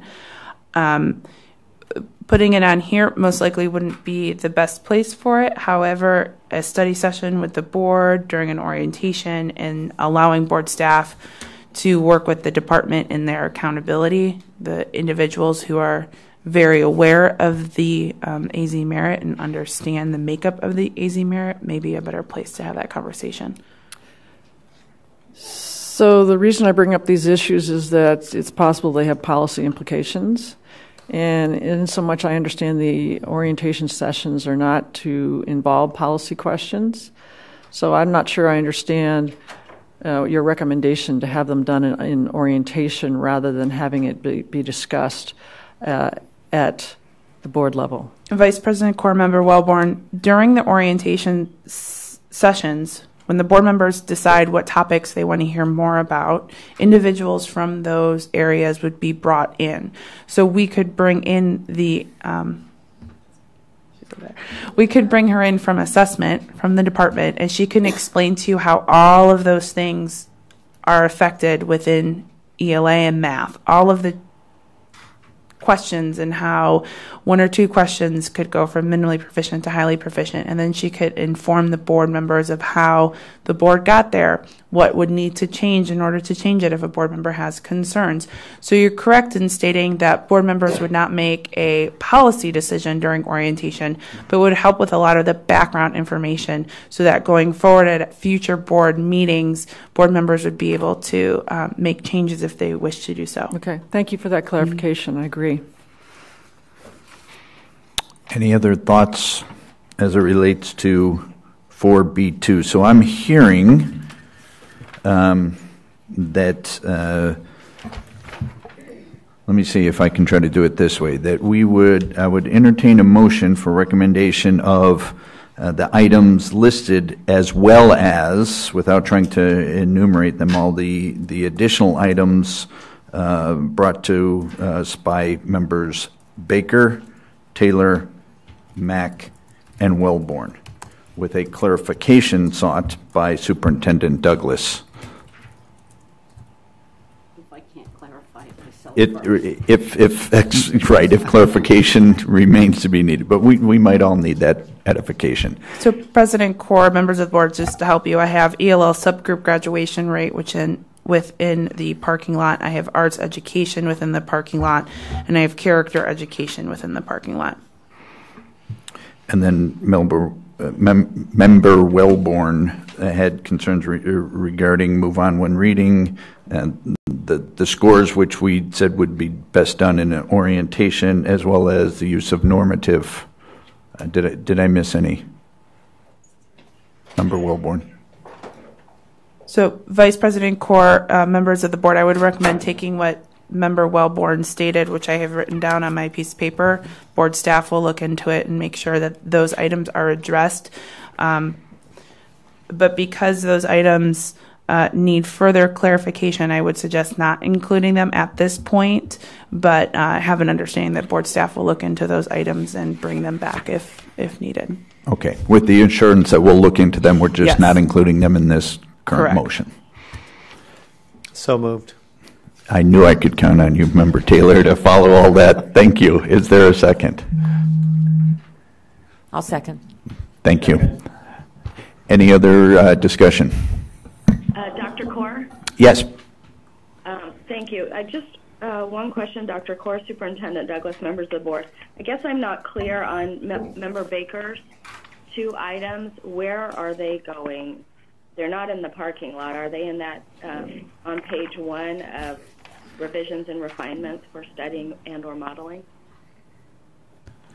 So your question is not whether they're included, but just where under the categories we've established we're plugging them in. Is that correct? Yes, I'm making an assumption they are included.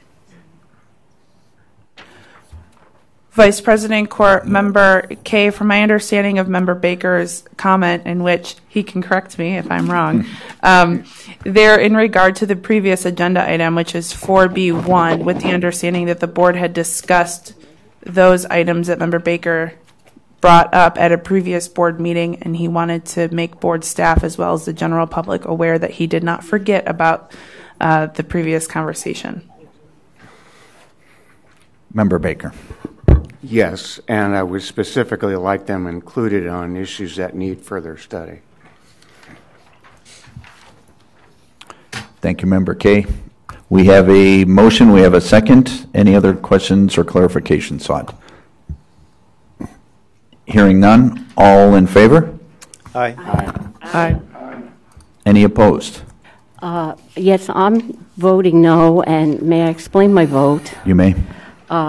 Although I do recognize that we are mandated to move forward with something from A through F, I hear Principal Mulligan's concern. Here we are, we're going to be giving a test in March, April, that she has been trying to work with her students, prepare her students, make sure her school comes out with a letter grade that's representative of the very, very hard work they're doing all year. And we're going to do this, we're going to do that. This will be different than 2016-17. Overall, I do not support this one-letter grade concept. Let's all roll it into one. Let's make one size fits all. So with that, I just, once again, do not support this system, although we are forced into it. Thank you. Yes, Member Mack. Sorry, I probably should have mentioned this earlier, but I just wanted to clarify because under this agenda item, some of them are listed as further study, others are for modeling. So I'm wondering. Vice President Core Member Mack, it's listed as that because it's both. Both, okay. Right. Just wanted to clarify. Yeah, depending. Okay, 'cause there's an order. This seems like as good a time as any to perhaps take a pause. I see some nods, enthusiastic. So we'll reconvene, say at 11 o'clock in about 11 minutes or so. Thank you very much. Did we vote on it? We did, yeah. 4B2 is done? Yes, 4B2, not 4B. Not 3. Correct. Thank you. Yes. Sorry.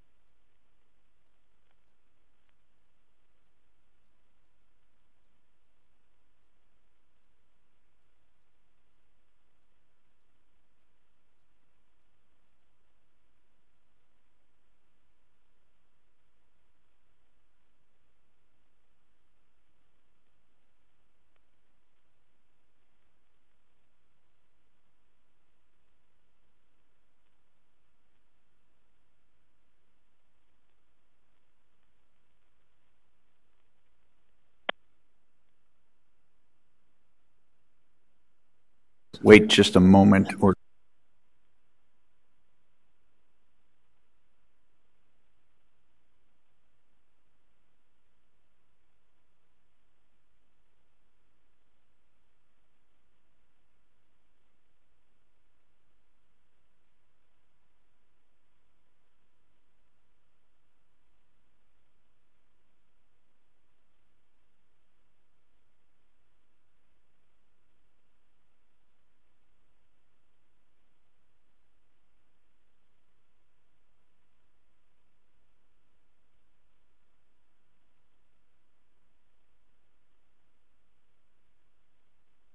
been a 10-minute break ever in the history of, and this is proving that truth.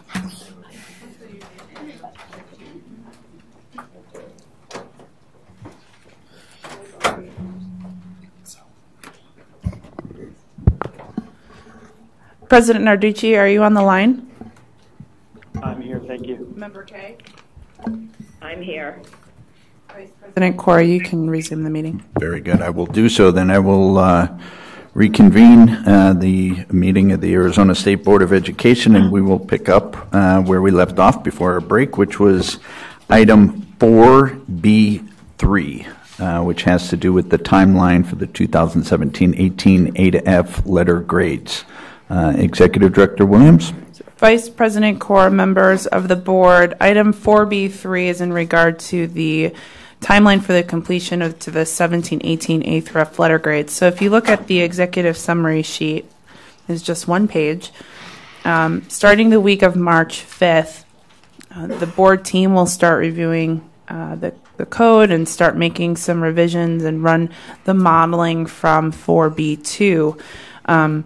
They'll begin drafting the code, run the modeling, and then we plan on presenting the modeling to the board at the March, April, and hopefully wrap everything up by the May meeting. I do have an in-person meeting with department staff this week to go over some of the interworkings of the timeline so that both of our agencies understand what is going to be expected and the scope of work. Once the board approves all the revisions in the final plan based upon the impact data at the May 21st of 18 state board meeting, June is when the department releases the data to the schools within the ADE Connect portal. And this is really important because schools do have until April 30th to check data and fix any issues within their data. So board staff as well as the department, we will make sure that that is clearly communicated to the schools. Mid-July, the department will run the impact data on all changes and prepare the cut score presentation for the board's August meeting. Cut scores will be set at the August State Board of Education meeting. The month of September, A through F letter grade appeals are submitted to board staff, and the State Board Appeals Committee would meet. And at the September board meeting, appeals would go before the board, and if changes are granted, the department would rerun the data and issue letter grades. So it is recommended that the State Board of Education adopt let's not go back in time. It would be recommended that the State Board adopt the timeline for the 2017-2018 A through F letter grades and direct staff to provide updates to the board at future meetings. Thank you. Questions or comments? Member Taylor. Dr. Kaur? Yes, go ahead, Member Kay. Thank you. Dr. Kaur, Superintendent Douglas, members of the board. I have a question on the June time. I understand that Executive Director Williams is going to be meeting with department staff. I'd like to see us hone in on a more definitive date or even a week within the month so that schools have the optimum amount of time to review that data before we start running the rest of the formula. So the concern is, since schools have until June 30th, not knowing whether that when that data will be released is of concern to you. Is that correct? Correct. Yeah. Vice President Kaur, Member Kay, I will work with the department staff, and we will fix this timeline to figure out that definite date and time for you. Thank you. Member Taylor? A question for our executive director, just regarding the CCRI. So it opens at the end of April. How long is that window going to be open for? Vice President Core Member Taylor, it looks like it would be open until June 30th. Until June 30th? Okay. Correct. So, Vice President Core, members of the board, what we're going to try to do when we meet with the department and then when we meet with the board team is we're going to figure out what needs to be done first. So, for example, things on the CCRA spreadsheet, those need to be done first, and most of them are very relatively quick because we want to update the spreadsheet as early as possible to give schools enough time to submit the self-reported data. If you recall, last summer, the schools didn't have a lot of time in order to submit their data, so we want to ensure that they have more time this go around. Thank you.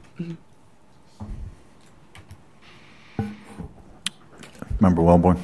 Mr. Vice President, Superintendent Douglas, and Executive Director Williams, I should have prefaced all my remarks about the timeline with this comment, and that is I want to applaud staff and the department in working together to establish a timeline that would get us out of the hole we've been in the past, and I'm very appreciative of that effort, and I wish that I had prefaced my comments beforehand to reassure you that this is very welcome, that you help us get organized to ensure that we can deliver grades in a timely fashion. I want to thank you. Yes, Member Baker. Given the comments that we had earlier about time for running data, is this timeline realistic for ADE? Will they be able to meet all of the dates referenced in terms of running data? Vice President Core Member Baker, this timeline was made in collaboration with the department. Yeah, please go ahead. And second point, and it's just a comment. I appreciate seeing this as was just referenced and it's laid out.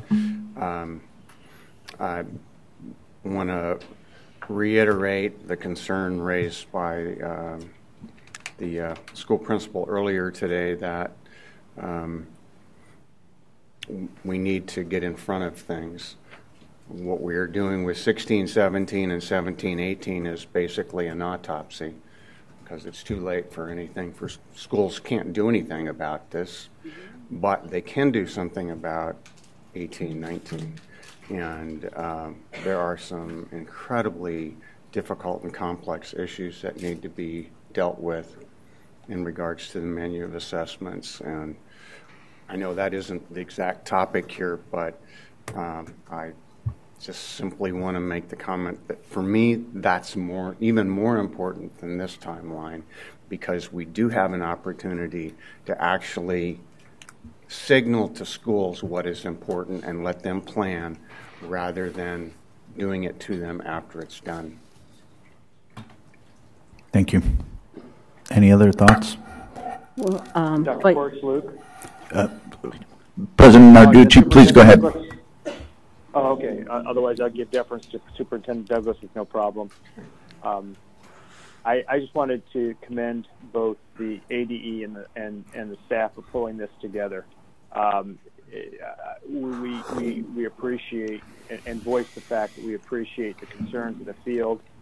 We appreciate the concerns that Superintendent Douglas and everyone has spoken of with respect to how much time and commitment and budget this takes to run. And I think that's appreciated by everybody who has been involved.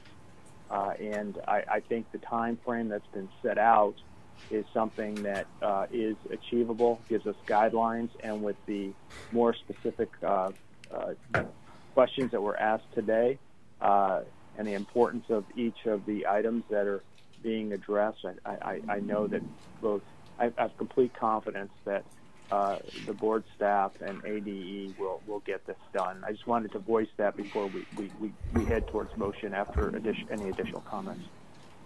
Thank you. Superintendent Douglas? Thank you, Vice President Corr.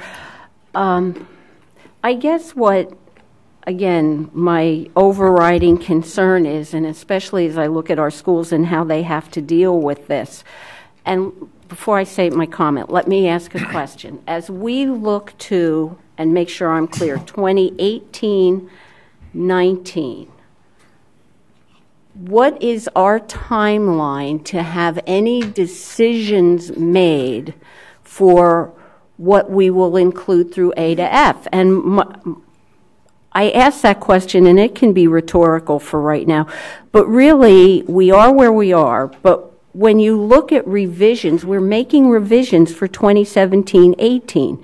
Those revisions should have been made a year ago, or they should have been made over last summer. So schools like Thunderbolt know exactly what they're dealing with. So, I mean, I get the timeline and when the grades, but again, to echo the comments, we don't evaluate our students by saying, you know, we'll wait till you get through the school year and we'll tell you what we're going to evaluate you on and what the cut scores are going to be and how you're going to do basically all after the fact. And that's the challenge I have with this. I don't object to us having a timeline per se, but I don't know how we really get this thing back online, that we're doing what we should be doing to say, first of all, in my opinion, A through F, we should have put it in place, and we shouldn't be making this endless changes so that 2016-17 is different than 2017-18, and I assume ultimately we'll end up making 2018-19 different than 2017-18. That's not fair to any of our schools. So I don't object to a timeline per se, but I don't know how we truly get back on track to make sure, well, we get back on track by not having a one-letter grade system. But that's another story for another day. Indeed it is. Thank you, Vice President Corr. Thank you. Is there a motion to adopt the 2017-18 A to F letter grade? Mr. Vice President, I'm sorry, I have one. Oh, no, not at all. Please go ahead. Just in answer to your point, very well raised, Superintendent Douglas, I would suggest that all these items that we're now going to further study and model, that at the time then we adopt those possible changes, that we then decide what year they apply to. That we're not making that decision today. We're saying they're going into further study and modeling, but they will come back from staff when that work is done, and then we can decide whether it's going to impact 2017 or 18 or 18 and 19. Does that seem to address some of your concern? Maybe, but I have very little faith at the, well, first of all, if 16-17 is different than 17-18 and 18-19, if we keep making changes, then in my opinion, it becomes meaningless because we're really comparing apples and oranges. What we compared this year and said was acceptable, or an A or a B or an F or whatever, is not being evaluated on the same criterion as the year before, the year after, whatever. But, you know, I don't see, I had another thought and it went flying out of my head. I hate that one. While you're trying to grab that idea, let me let me help you out a little bit. I think we did commit, and we discussed this several months ago, that we recognized that this new model was very complex, that we were going forward with it, recognizing there would be a lot of feedback, and that my sense was that there was a general support for the notion that we would continue to refine it, and that it's a fine line between refining something and creating monumental differences, and that's for us to follow.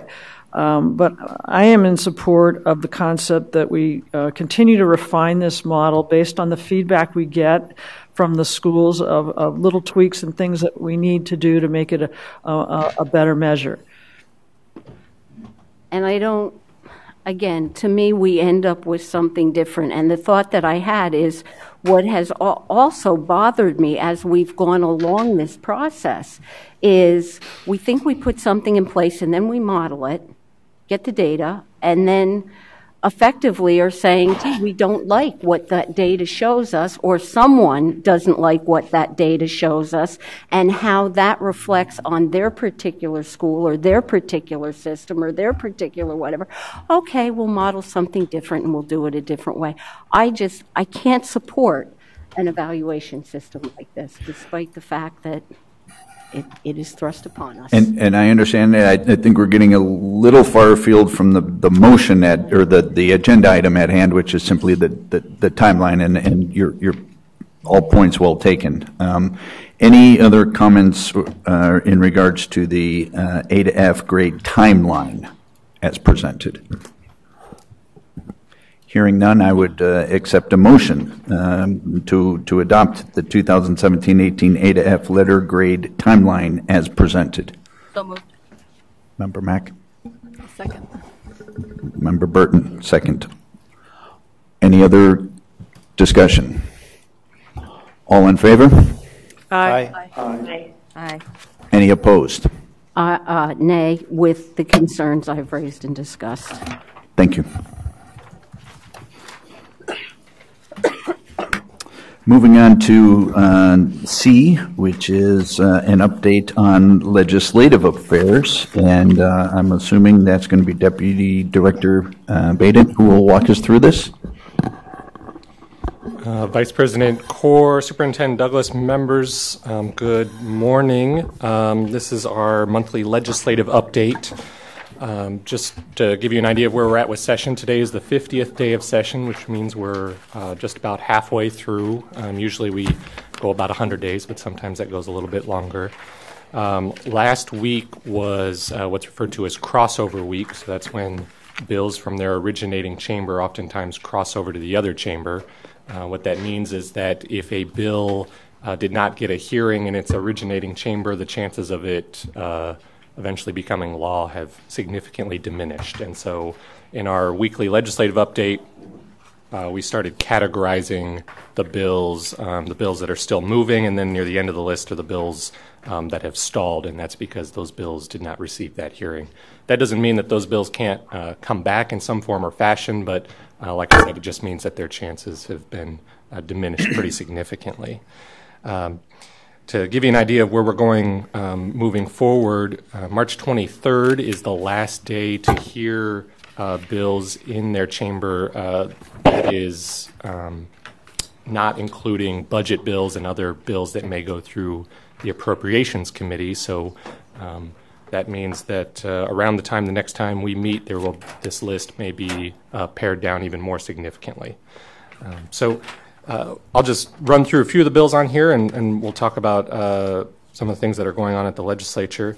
And then, of course, I can answer any other questions that members may have on other bills that I don't touch on, or go into more detail on the ones that I do.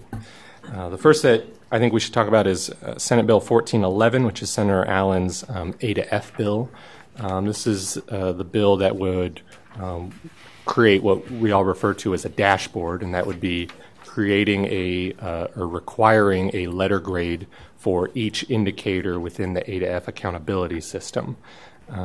That bill still needs to be heard on the floor in the Senate. It was retained a couple times this past week, though it is my understanding that is going to continue to move forward, and the sponsor has been gracious enough to include us in those conversations as it does continue to move forward, and we hope that she'll continue to do that, and we'll continue to work with her on any concerns that may come up, but that's the state of that bill right now.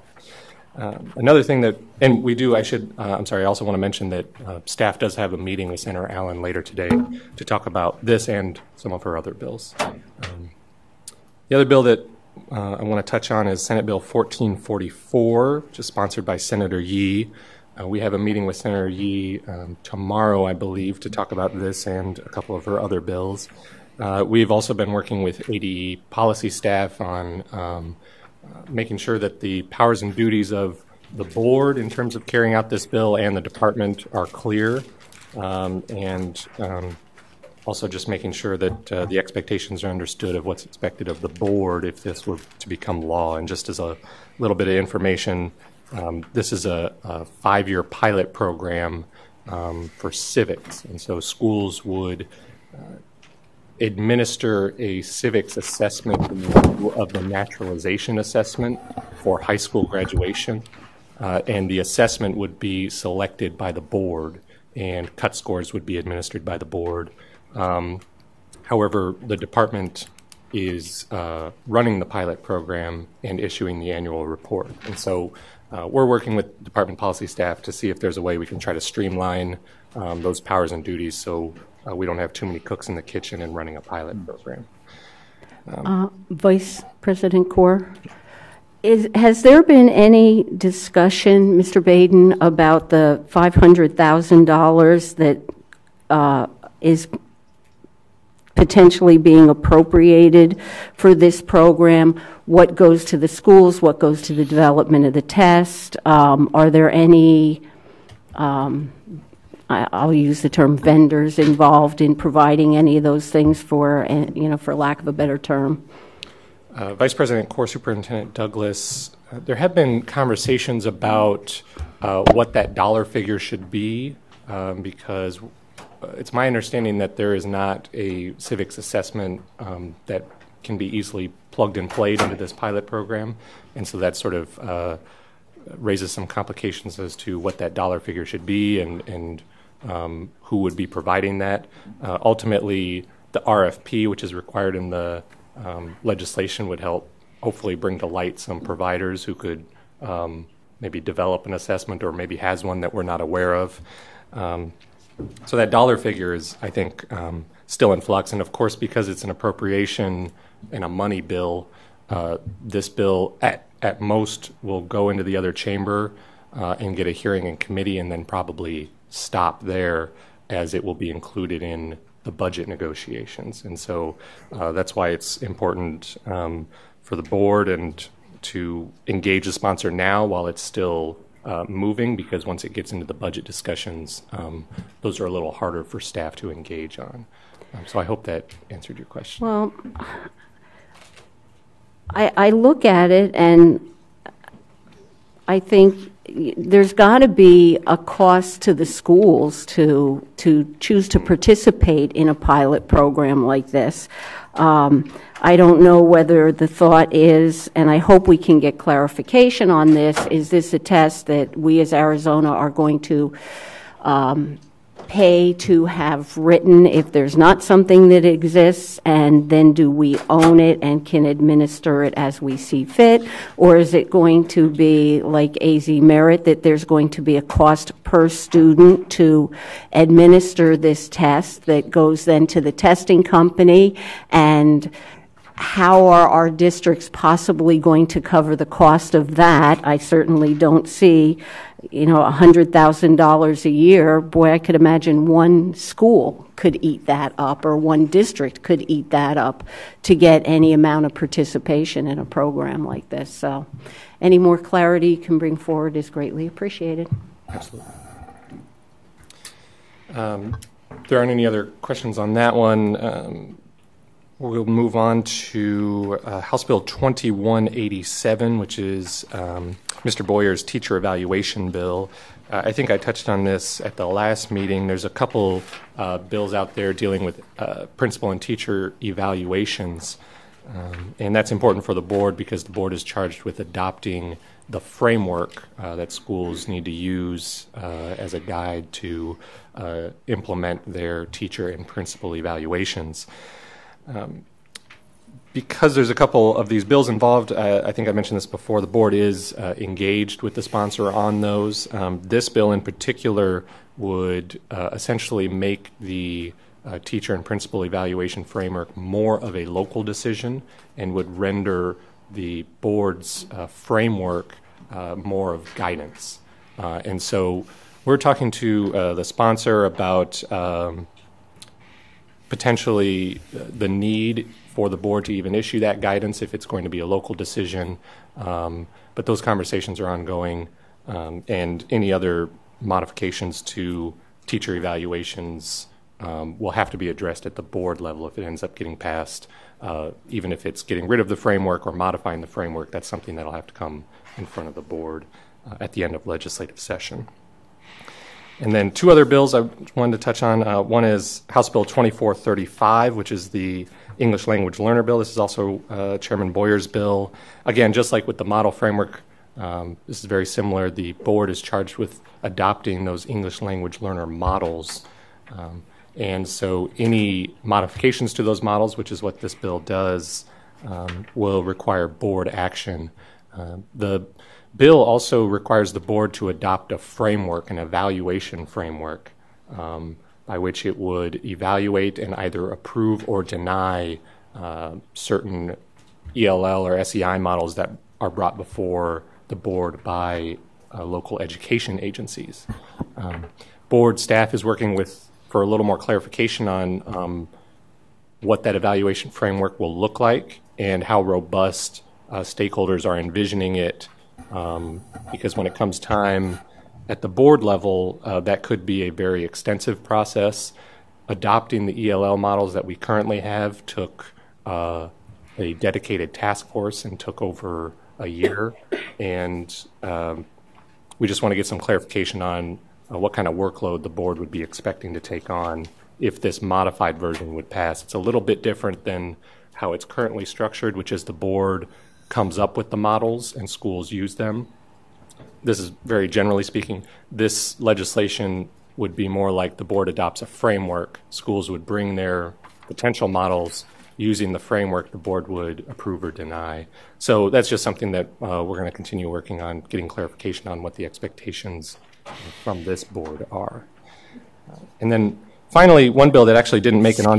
Excuse me 1 second. Yes. Yeah, please, Vice President Douglas. Corr. So the board, we revised the requirements from a 4-hour model to a 2-hour model, if I remember correctly.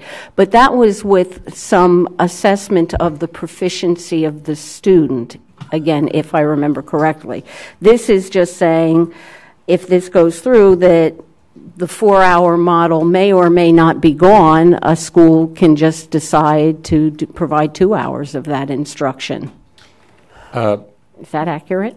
Vice President Corr, Superintendent Douglas, so there are still hour or minutes or hour requirements, and you're right that it goes from a 4-hour block to either 120 minutes a day, 600 a week, or 360 a school year. And it's my understanding that was to provide schools with a little bit more flexibility, not just from the 4-hour to 2 hours, but also throughout the school year and how those minutes are structured. But not based on a measuring of the proficiency of the student, just we're going to choose to run a different model?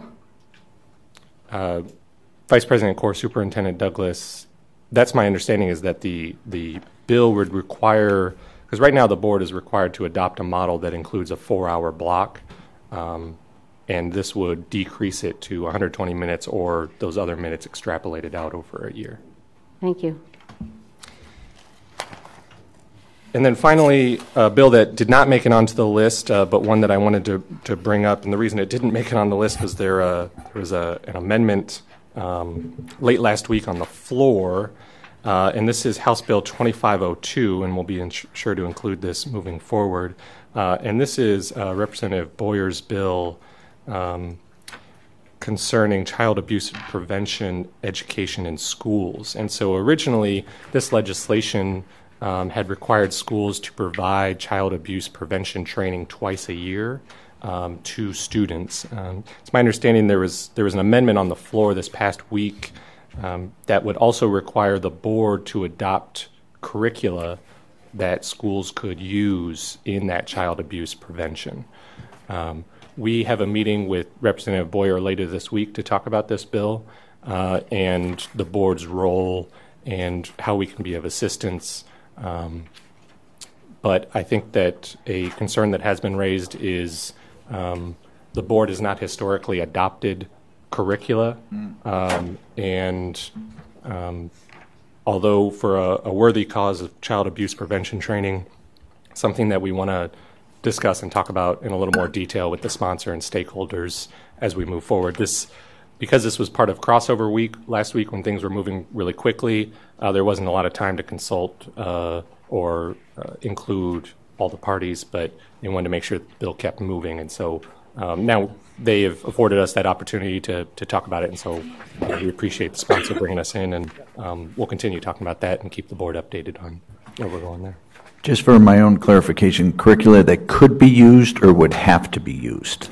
Vice President Core, the legislation right now states that the board is required to approve and maintain a list of approved curricula that's required pursuant to the bill, and then that curricula has to meet certain criteria. It's not clear to me if schools would be required to choose from that list or if it would be more of a guidance, but that's something that we can get. Okay, thank you. Other questions for Deputy Director Baden on any of the bills?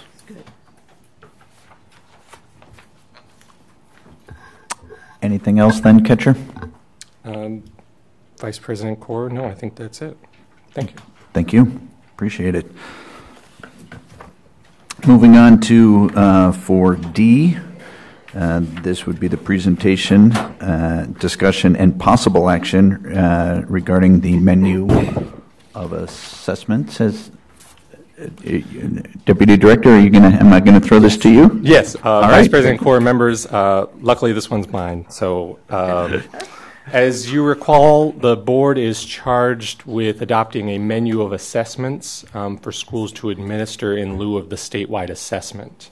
And that for the 2018-2019 school year will be for high schools, and then for the following school year will be for K-8.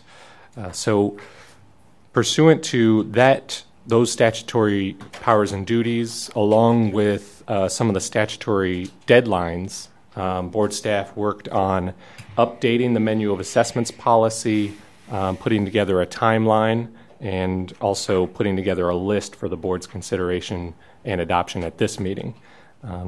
What I can do, and this can be at the will of the Vice President Core or the board, I can go through each one of those items and provide information one by one, and we can vote on them separately, or I can give an overview of all three items and then go from there. So however you would prefer. Perhaps the latter option where you just give the overview, and then if questions if we have questions, we'll certainly chime in. Sure. So the policy, if you'll recall, the board adopted a policy in February 2017 for the menu of assessments. That policy was subsequently updated in December of this last year in order to comply with statutory requirements and changes. That was in December. Really the only purpose of those changes to the menu of assessments policy was to ensure that we were in line with statute. Board staff held a couple stakeholder meetings to talk about menu of assessments, and also had a couple conversations with board members about some gaps that needed to be addressed within the policy. So specifically, that is the addition of a notification from LEAs to the board and ADE by July 1 of the assessment that they are selecting to administer in lieu of the statewide assessment. July 1 was chosen for a couple of reasons. One, that's the beginning of the fiscal year, and so LEAs that are choosing a different assessment will most likely have to have made that decision by the beginning of the fiscal year in order to budget accordingly. And it also will afford some additional time for schools to review the menu of assessments and make that decision if they want to select an assessment. That July 1st deadline may move up in future years, but that's what we wanted to go with, or the stakeholders felt comfortable with in this first year in order to balance those two things.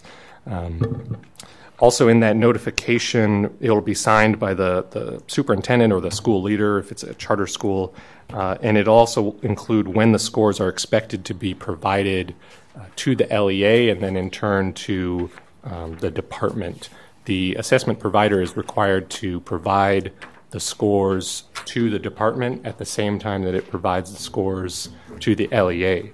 There's no statutory deadline for when those scores need to come in, but the notification that schools will submit will require them to inform the board and the department of when they expect those scores to come in, And then later in the policy, the assessment providers are also required to notify the LEA of when they expect to provide those scores. So we'll have that on both ends. And then finally on the assessment policy that we want to point to is the requirement for the schools to administer any assessment that they select off the menu for 3 consecutive academic years.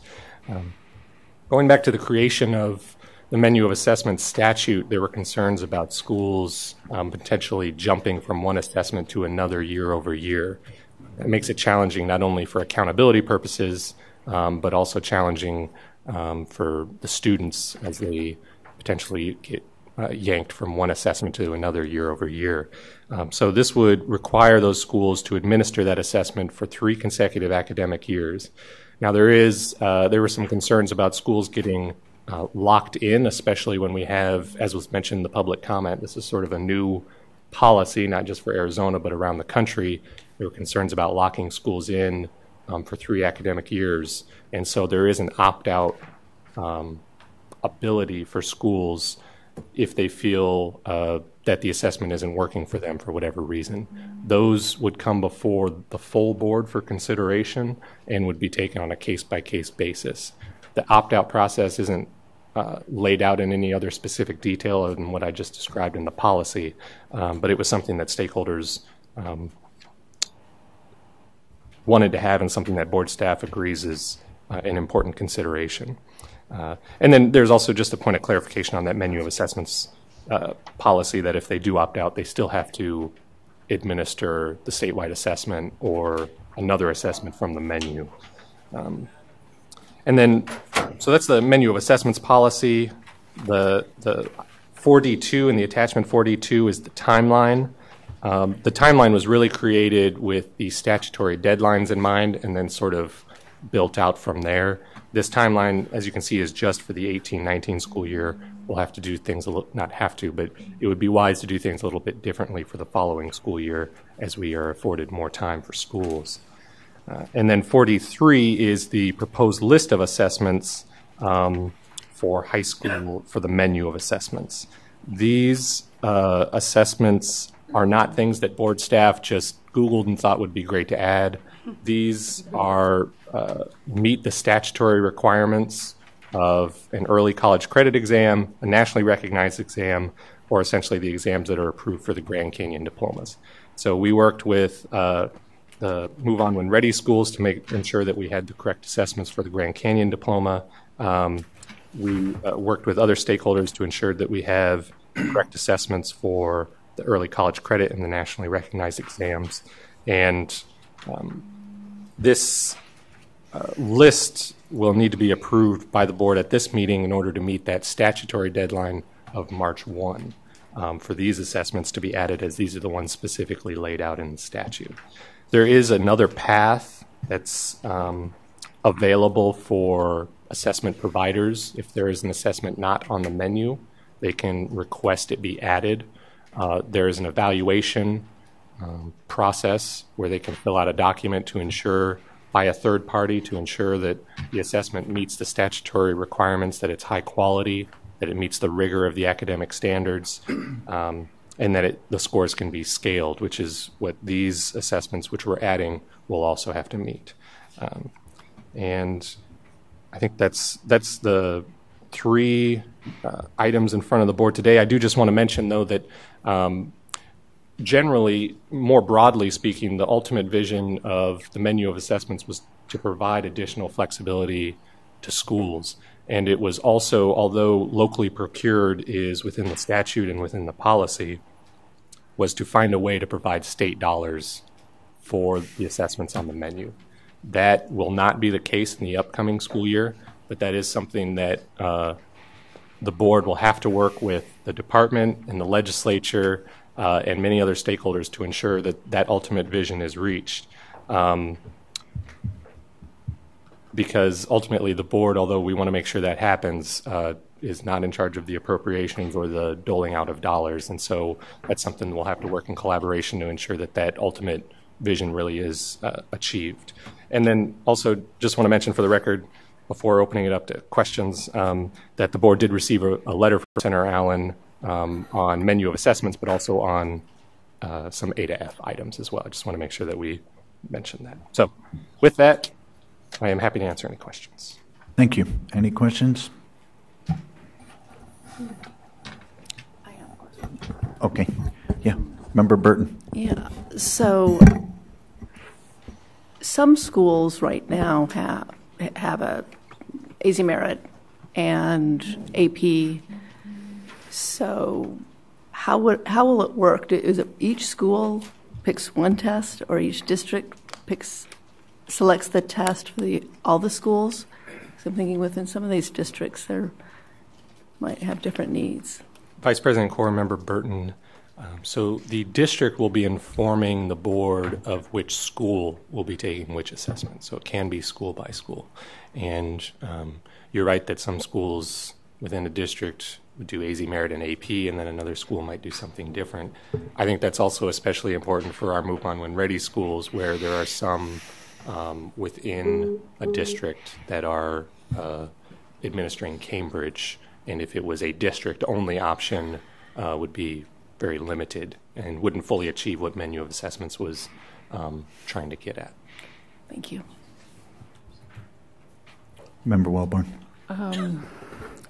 So if I'm understanding correctly, the science component of AZ Merit has been removed or will be removed, and we are now studying a way to possibly bring it back. That decision has yet to be decided. So in light of that, I question why do we have in our list of menu of assessments a number of science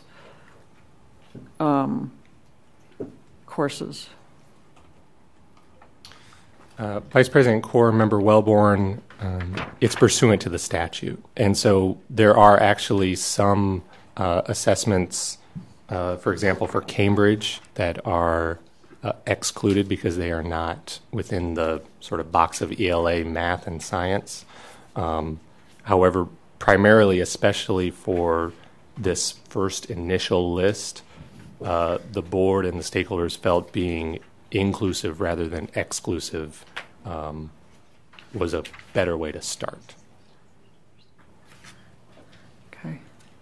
So we're kind of in a quandary where the state law requires that we have science, federal law required that we take it out, and now we're finding a way to get it back into our framework.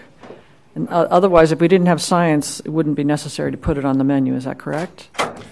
So, Vice President Corr, Member Wellborn, the exclusion of science from the proficiency calculation of A to F,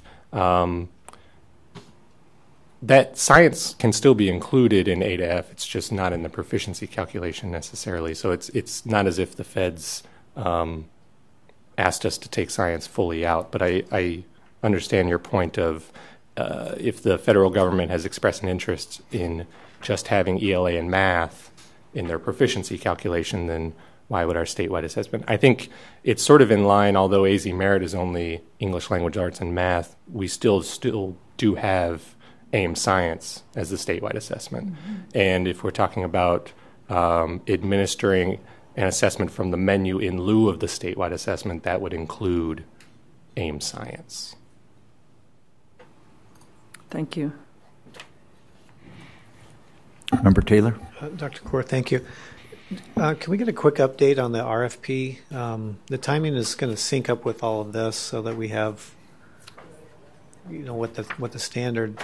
I don't know if we have any new information. I don't mean to put anybody on the spot, but I want to make sure we're synced. And if we need to get that data later, that'd be fine too. But Vice President Corr, Member Taylor, we can follow up on that, and I think it'll branch out into that larger conversation that we'll have to have with the department. But yes, we can follow up with some additional information.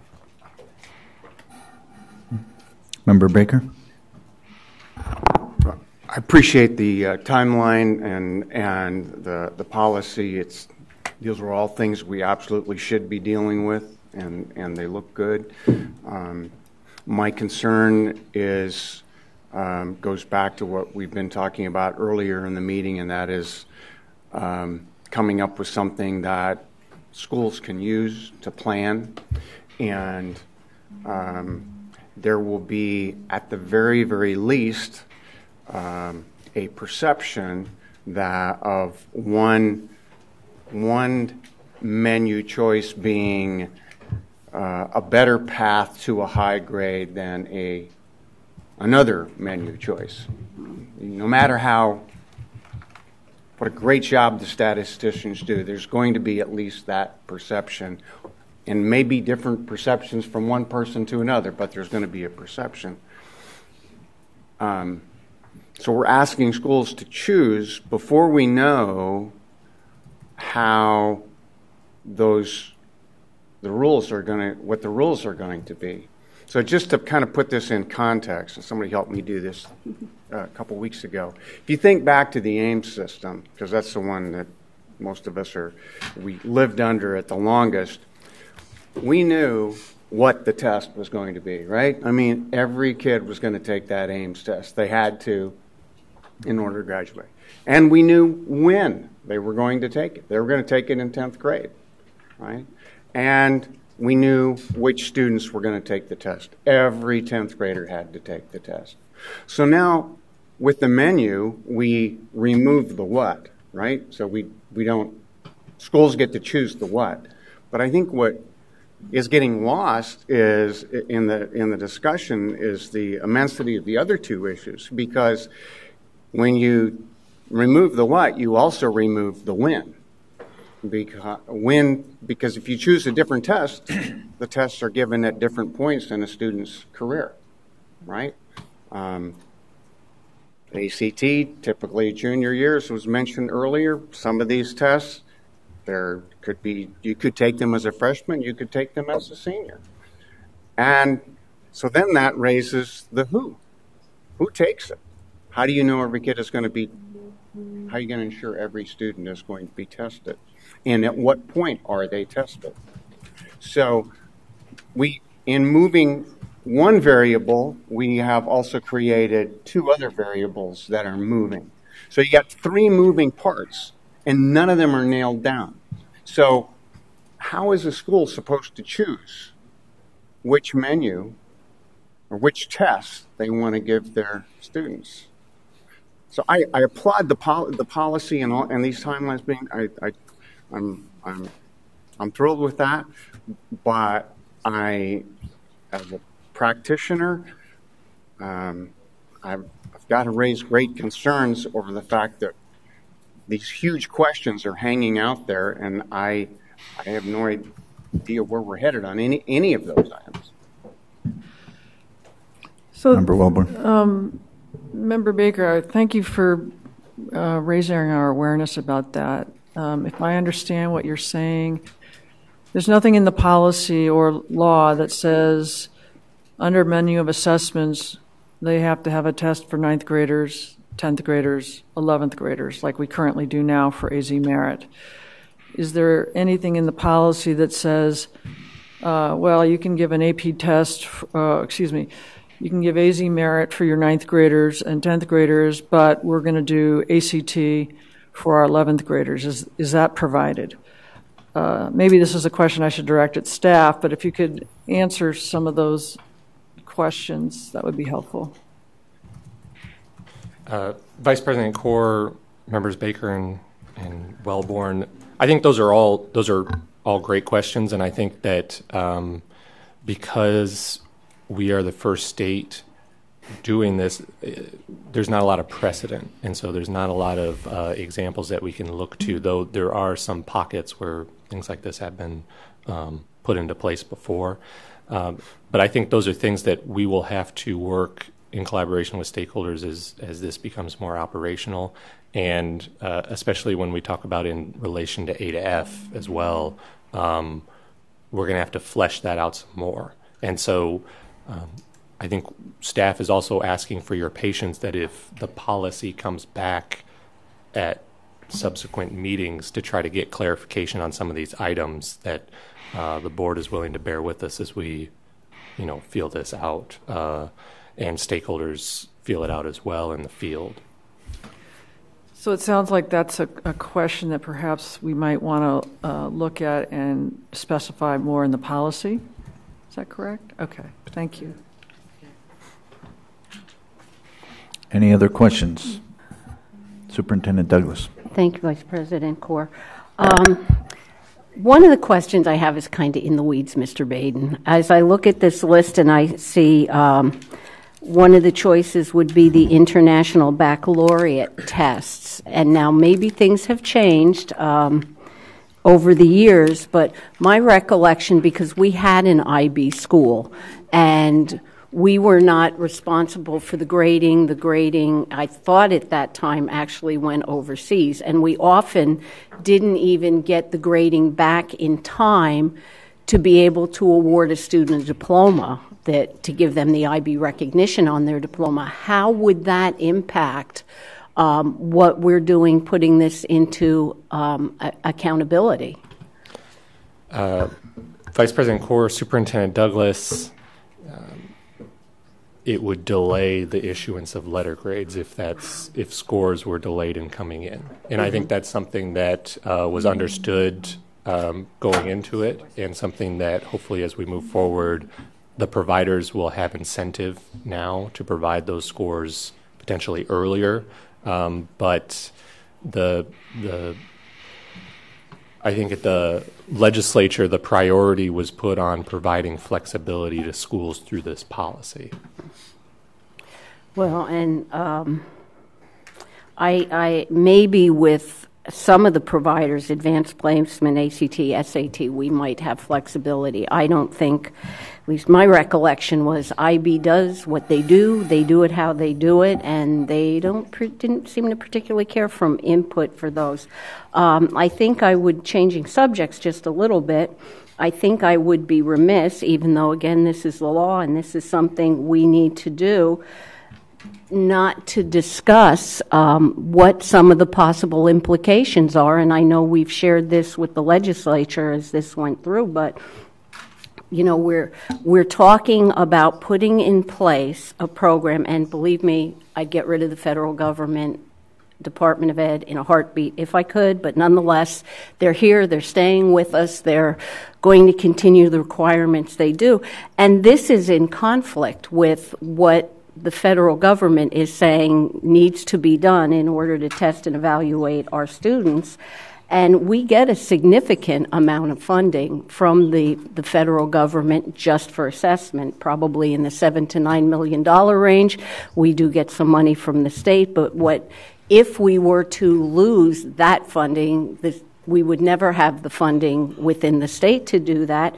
And potentially, since assessment money comes under Title I, the feds are the feds. They can put anything on the table they choose to put on the table, and that could be $300 million in Title I money. So that might be a moot issue for this board because we've been mandated to come up with this, but I think I would be remiss if I didn't share with this board, and more importantly, our community, what the possible implications of this could be to some of the most vulnerable students in the state of Arizona.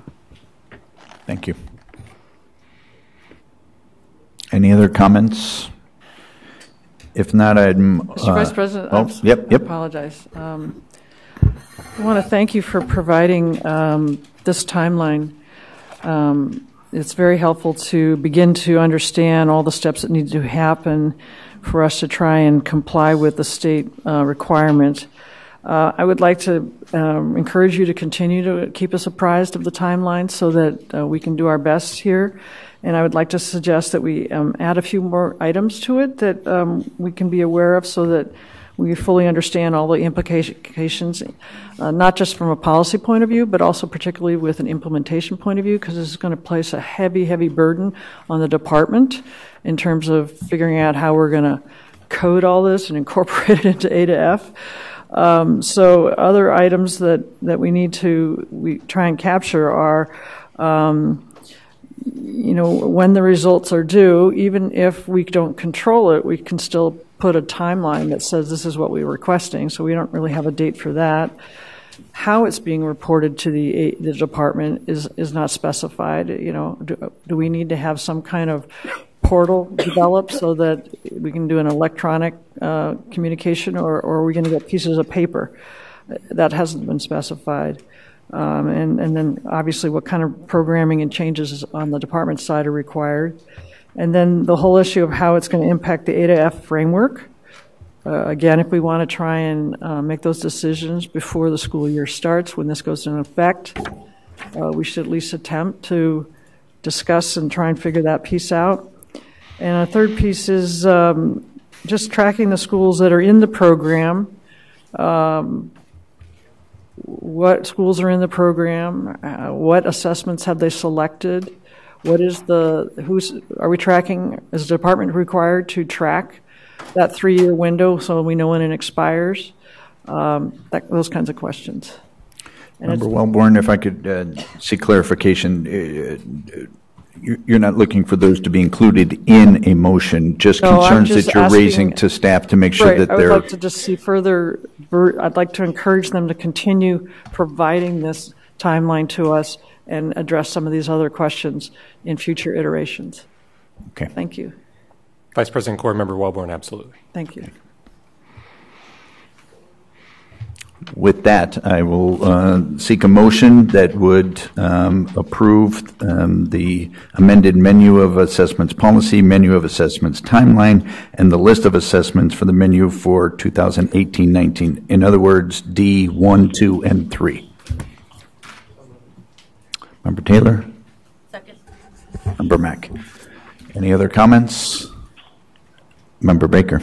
I just want to reiterate my point that I hope we're not sitting here a year from now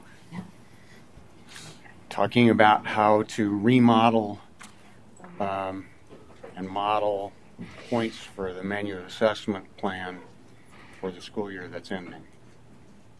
So I get being patient. I know there's a lot on everybody's plate, but these are decisions that we have a responsibility to make.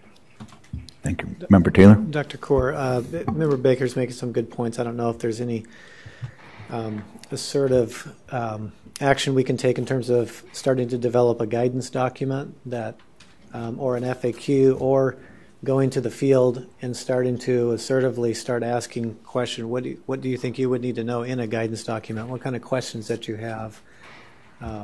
Just trying to get ahead of it a little bit. Maybe there's things that we can put in that, but there's probably lots of questions that they might offer up as well that we can start working at as well to support the policy.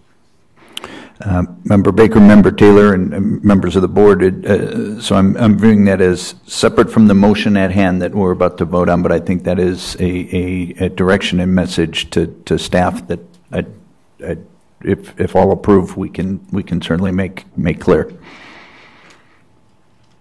Other comments? We have a motion, we have a second. With no further comments, all in favor? Aye. Any opposed? Yes, Vice President Core, I'm voting in opposition to this just because, again, I've said it before, I'll say it again, get rid of the federal government in a heartbeat, but to support something that may potentially seriously jeopardize again, some of our most vulnerable students should, under current law, the feds decide to take a, shall we say, draconian stance on this. At this point, I can't support it. I sure would if we could maybe open those dialogues and make sure we can come. I mean, I would hope the feds would appreciate how innovative we're being, but I'm not sure we always see that being signaled. Thank you. Thank you. With that, I'm going to move us on to item 4E. I'm sorry? I apologize. Okay. Item 4E is presentation, discussion, possible action to close rulemaking procedures for R72-302 regarding the minimum course of study competency requirements for graduation and high school. Director Williams? Sorry. I don't know why I did that. Vice President, core members of the board, not sure why I scooted over and could have easily stood. We're sharing a microphone, and Deputy Director Baden will be discussing this. But just so all board members are aware, in closing or initiating rulemaking, it is up to the chair whether or not you would like the board staff to comment.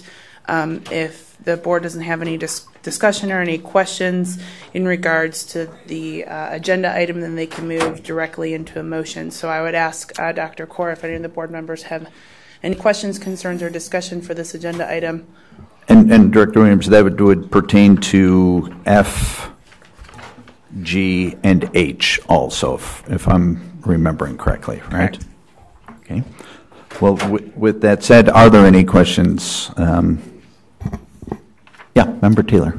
Dr. Kaur, so I brought up a couple of issues last time. I think most of them were addressed here in this draft, namely the science. So I think the wording here would allow the continuation, biology, physics, chemistry. So that works well for me.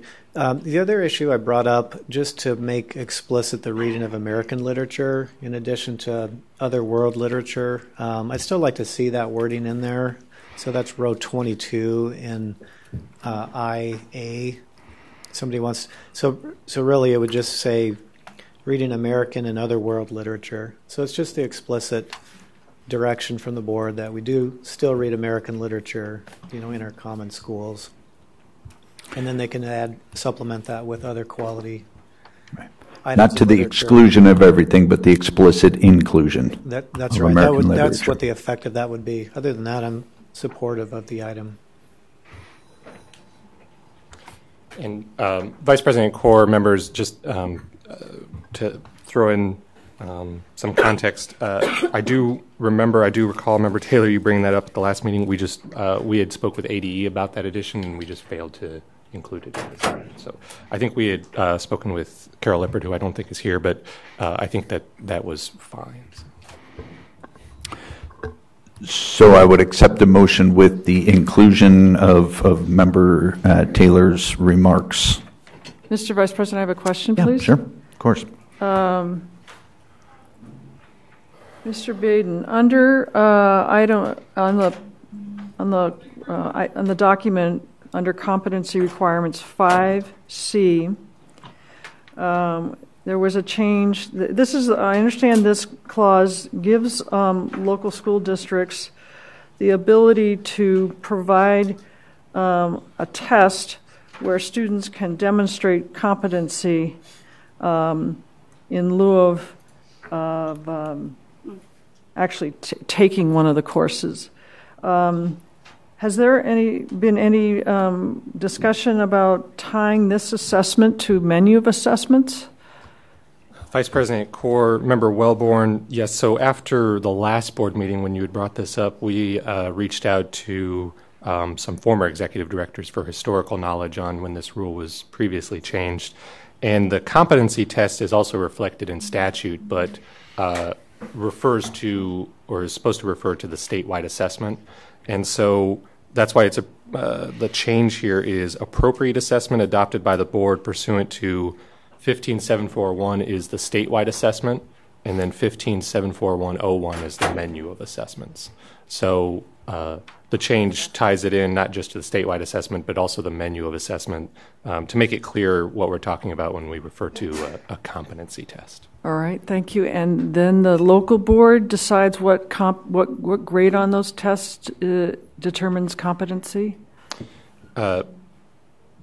Vice President Kaur, Member Wellborn, so it would be a score pursuant to the rule and the statute, I believe, as determined by the state board, as college and career ready, so that would be proficient or higher. So they have to meet what we will eventually establish for the menu of assessments, what is considered proficiency or higher. That's my understanding. Thank you very much. Other questions? Hearing none, then I would accept a motion that the board close rulemaking record and adopt the proposed amendments to R7-2-302 regarding minimum course of study and competency requirements for graduation from high school. So moved. Dr. Cheng? Second. And a second. Any other comments? With the addition, Daniel, just with the comment that Jared said, that the change be made to American literature as well. I appreciate that, President Narducci, and another example why I can't wait to get you back here next to me. Absolutely, well stated with the comment of Member Taylor made earlier. With that, does your motion still stand and your second still stands? Thank you. Any other additional comments? Hearing none, all in favor? Aye. Aye. Opposed? Thank you. We will move on to 4F under the same premise. Are there any questions, or would anyone, any member of the board like to discuss 4F, the discussion potential closed rulemaking for R-7-2-612 regarding career and technical education certificates, as well as, I won't go through the letters, regarding the standard specialized career and technical education certificates. Questions or comments? I would move that we recommend closing. Motion by Dr. Chang. I can second. Yep. We're going to let our new member, Member Broussard, jump in there and give her the second on that. Any comments or questions? Hearing none, all in favor? Aye. Aye. Any opposed? Nay. Once again, it seems to me we are lowering the standards of the teachers that we put in front of our children, not raising them.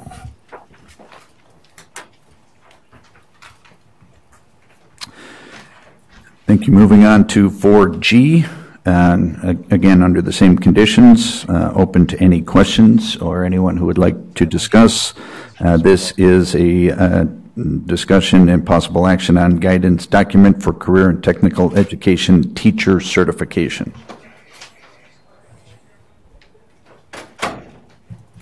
I'm sorry, Dr. Kaur, just one mention that the guidance document is tied into that CERT rule that was just passed for CTE, and the motion that staff is recommending is not only to adopt the guidance document, but to permit ADE staff to update that guidance document for whenever subsequent changes are made to the rule.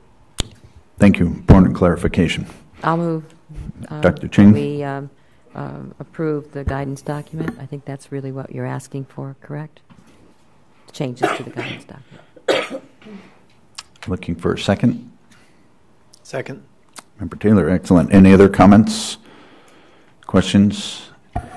Dr. Kaur, I'll make my comment now before I make my vote. Once again, Superintendent Douglas. Thank you. This is another that I see as potentially lowering the standards for the teachers that will be in front of our classroom.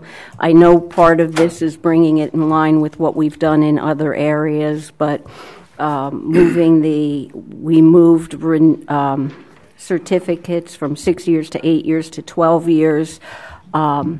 That impacts not only our ability to fund and run a certification program, it also potentially impacts our investigations unit, as that's where their funding comes from, to make sure we allow no bad actor teachers to stay in front of our class, in front of our students. So once again, I cannot support these types of changes. We have a first and a second. If there are no other comments, all in favor? Aye. Any opposed? Nay. Thank you. Moving on to 4H, and once again, open to any questions before I ask for a motion, and this is in regards to initiate rulemaking procedures for proposed amendments to R-7-2-606 regarding proficiency assessments for educator certification. Are there any questions?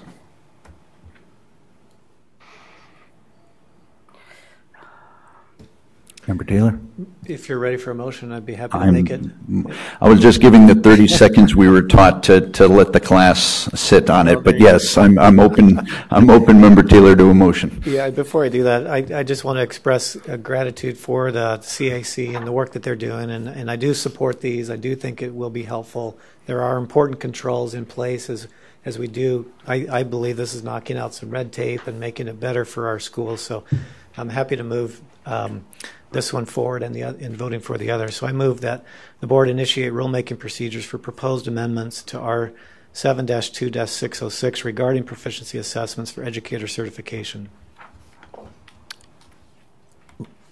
Second. Dr. Ching with the second. Any other comments or questions? Hearing none, all in favor?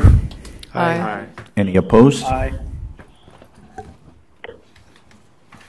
Perfect. Thank you. We'll move on to 4I, and this is an update. No action will be taken. This is an update on proposed amendments to the following rules regarding special education teaching certificates and regarding middle grades teaching certificate. I believe this is Director Williams who will walk us through this. And in her role as director, she will send this over to Deputy Director Baden for an update. Vice President Core, members, thank you. So this 4I1 and 4I2 are updates on proposed rules as part of a new practice that Executive Director Williams has sought for rulemaking, especially rulemaking regarding certification, but generally rulemaking. Board staff is going to be providing an update in between the initiating rulemaking and closing rulemaking steps to provide the board another opportunity and to provide the public another opportunity for comment and review.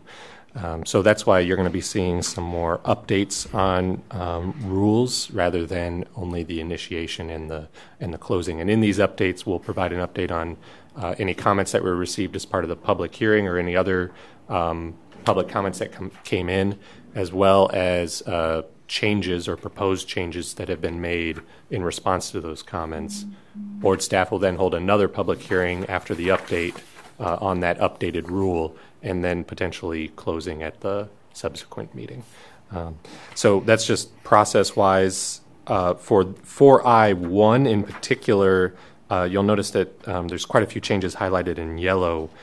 Board staff worked with the department on trying to update this rule as it was opened, and they can sort of generally be put into two categories. One is the technical and conforming changes, and then another is sort of modifying and tweaking what the board had opened rulemaking on, which is that capstone waiver for paraprofessionals seeking dual certification.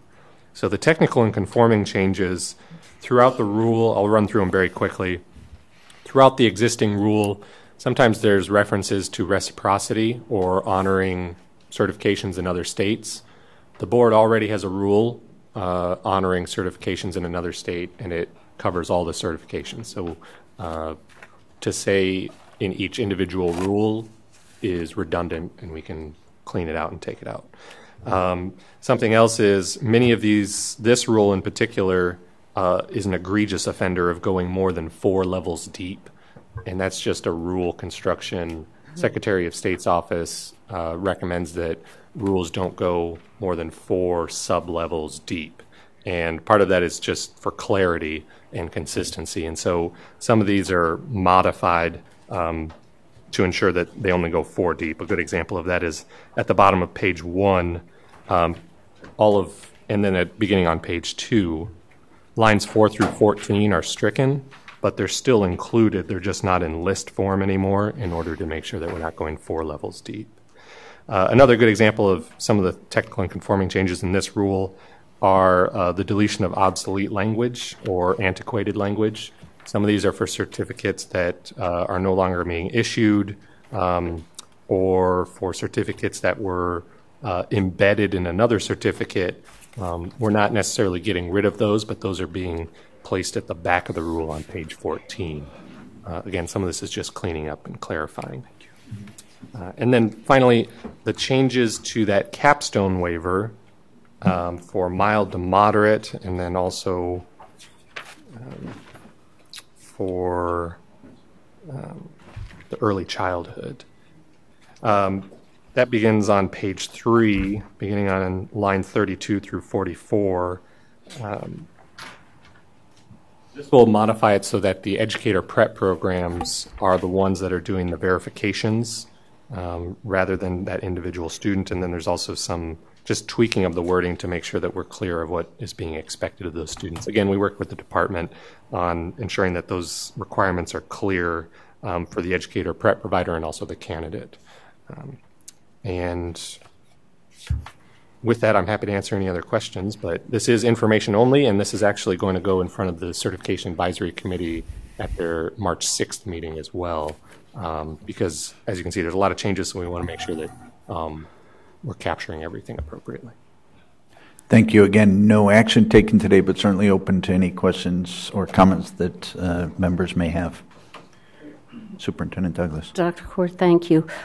We got some feedback within the department, and looking at page 6, around lines 6 and 7, when they're talking about passing scores, subject knowledge, teacher proficiency, unless applicant has bachelor's, master's, or doctoral degree in severe to profound special education. I believe, if I'm correct, we got some feedback of actually including autism in that to make sure that we would have the properly certified. So I don't know if that's something, Mr. Baden, that we can think about adding, or if you could talk to the department a little bit. It's kind of some last minute that we got in from some specialists that thought that might be a particular issue that needs to be delineated.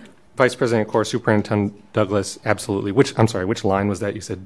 6. It's in page 6. I'm sorry. D in that 5, 6, 7, 8, where we're lining out what type of degrees are acceptable and the proficiency assessments that they may or may not have to take, depending on the degree that they have. So I know Associate Superintendent Mr. Manley can provide you with some more information on the specific feedback that he got. Thank you. Thank you. Other comments or questions for Deputy Director Baden? Hearing none, again, we will move on as no action is required. Are members okay just plowing ahead here? Everyone's... Yep. Okay, very good. Then we will do so. Moving to 5. 5A is... I'm sorry, Vice President. Oh, yeah. We do have 4I2, which I didn't cover. I will be brief, I promise, if that's the concern. I was caught up in the euphoria of 4I1. Vice President, Kaur, members, this is the middle grades teaching certificate that the board recommended opening in December. There are 2 changes in there that are in line with some of the other changes in the rules that we just saw. One is, instead of referring to specific proficiency assessments, it'll just point to the rule. And so that's why middle grades education is deleted for the subject knowledge portion. And then this 1 year of verified full-time experience is being stricken. That's for clarification. Those individuals already have to have 2 years of full-time teaching experience to get the certification via that route. And so it's just confusing that we are also saying that they only need 1 year in order to waive the capstone. So again, just clarification. Thank you. Any questions or comments? No. Okay, now we will move on to agenda item 5, and there is a consent agenda with, it looks like, 7 different voluntary surrenders of educator certificates. Are there any items which board members would like to have removed from the list of 7? Vice President Kaur, it's actually 5A, A1 through 7, and B1 is all. That is all on the consent agenda. Okay. So that would cover the 7 voluntary surrenders as well as the permanent permanent revocation. Revocation. Would anyone like to see any one of those 8 individuals under 2 different A and B removed? I have a quick question. Certainly. Well, we're doing 5, A and B? Correct. Is that correct? Vice President. Under consent. Yes. Go ahead. 1, 2, 3, 4 individuals on my agenda, and then a Fifth. revocation. 5. So we're doing Well, 5. counting B. Plus B one would is be 5. So I'm looking. You're right. How do you get to 8? That's correct. Sorry, that's my fault. So this is wrong. Okay, never mind. Okay, just 5A1, 5A2, 5A3, 5A4, and 5B. correct. So moved. That is correct. Thank you. I might have had an older version or just a wrong version, but that's fine. Thank you, Member Taylor. Yeah, In that motion. second. So just confirming no one wanted any of those removed. I'm hearing none, and I've got a motion and a second as it relates to the consent agenda 5A and B. All in favor, say aye. Aye. Any opposed? Fantastic. Thank you. Then we will move on to 6, and again, we can handle both of those listed under 6A. We can handle that with a single motion, unless someone would like them addressed individually. It is the presentation, discussion, possible action, negotiated settlements for the folks listed there, Ms. Apache and Jesse Peterson. If everyone is okay with these as one motion, I would entertain that motion. So moved. And a second? Second. Dr. Ching, Member Mack, any I just have comments? I'm sorry. Yeah, please. No, don't be sorry at all. One Member clarifying Broussard. question, and it just has to do with Vanessa Apache. In my supporting documentation, her name was spelled both with a single E and with 2 E's.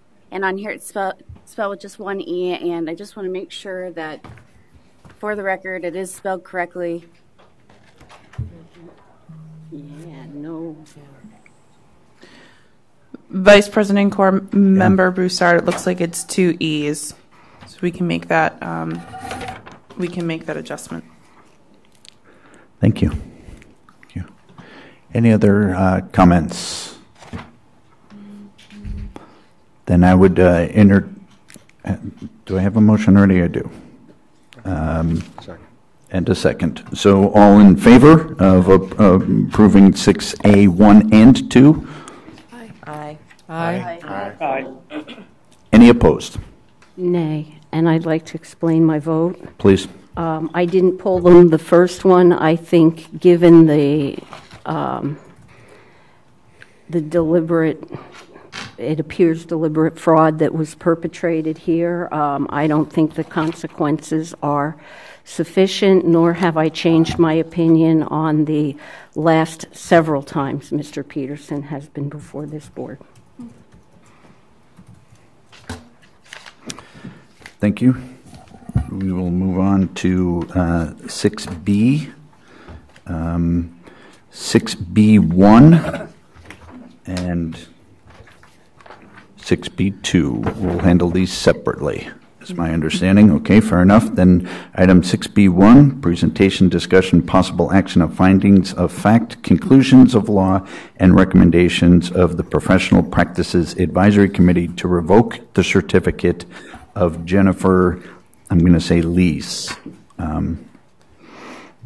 Any Vice President Corr, members of the board, typically with revocations, the board goes right into a motion, but if the board wishes for me to present on the cases, I will do so at the request of the board.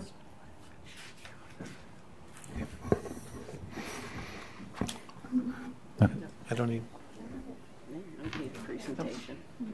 Okay.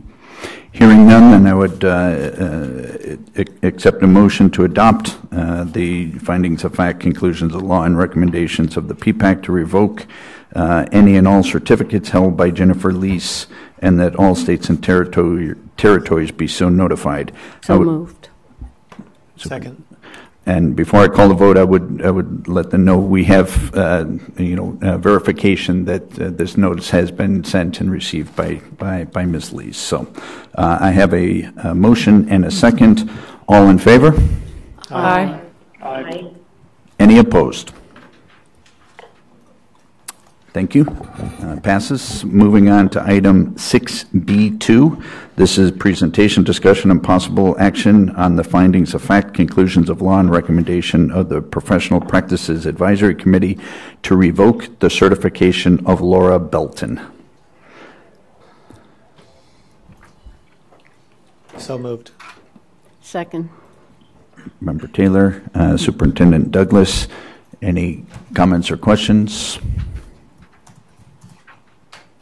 Hearing none, all in favor? Aye. Aye. Any opposed?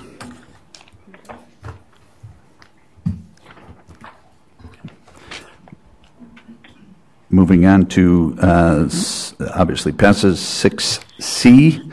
6C is the presentation, discussion, and possible action on the motion for rehearing under Board Rule R7-2-709 submitted by Raphael Danum. Vice President Core, members of the board, Assistant Attorney General Karen Hartman.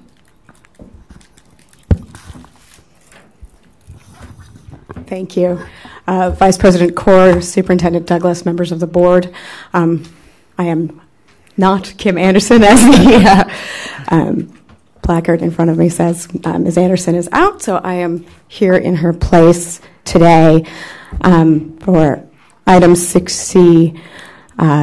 In October of last year, the board met to consider the recommended decision of the Professional Practices Advisory Committee in the matter of Raphael Danum, at which time the board issued its findings of facts, conclusions of law, and order revoking any and all teaching certificates held by Mr. Danum, and that all states and territories be so notified.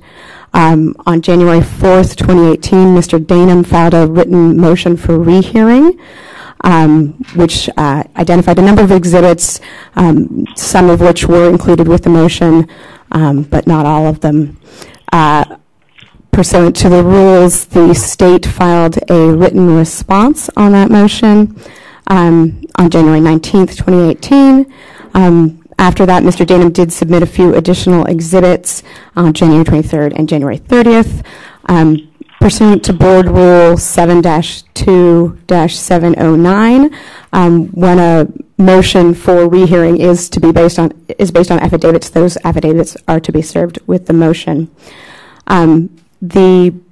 Under Board Rule 7-2-709, a party in a contested case may submit a request for rehearing, and there are several grounds listed in the rule for which the board can grant rehearing.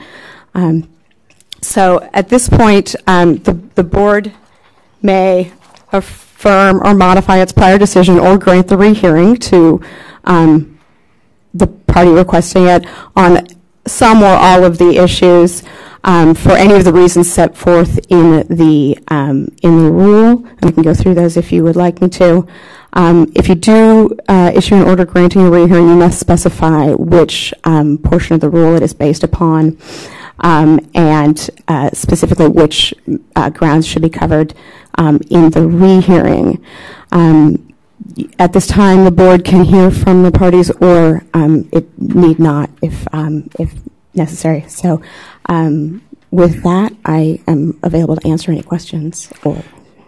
Yes, thank you. So just to be clear, the rehearing would only occur if one of those, I'm looking at 7 conditions, came into play. It was felt by a majority of this board that one of those 7 conditions applied. President Core, that is correct. Okay, thank you. Mr. Baker, did you? No, I'm sorry. You were just leaning forward in anticipation. I understand. Is the gentleman here? Yes.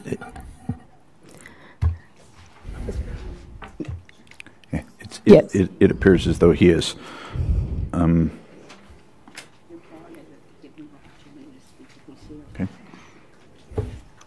Dr. Kaur? Yep. If Member Taylor. If we move for a rehearing, does that happen immediately or at a future date? Vice President Kaur, Member Taylor, it would happen at a later date. Okay, thank you. Other questions or concerns? Superintendent Douglas, is it your sense that you would like to hear from the person in question? Not necessarily. I was interested to see if he was here. It's your prerogative, sir. Okay, very good. Is there a member of the board that would like to speak to the thought that any of the 7 conditions listed had been violated or came into play?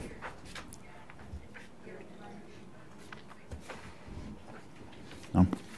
In the absence of that, I would, I believe, look for a motion that would deny the request for a rehearing in this case. Is that correct?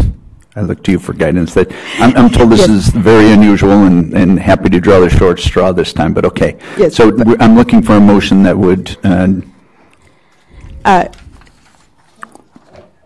Vice President? Yeah, please. I'll make the motion if you'd like. And I think the motion is going to be in line with option 1, which is that I would move that the board affirm its decision and deny Raphael Denham's motion for rehearing by reason of his failure to establish any basis under Board Rule R7-2-709, paren B, paren, to merit a rehearing in the matter. Thank you, President Narducci. Second.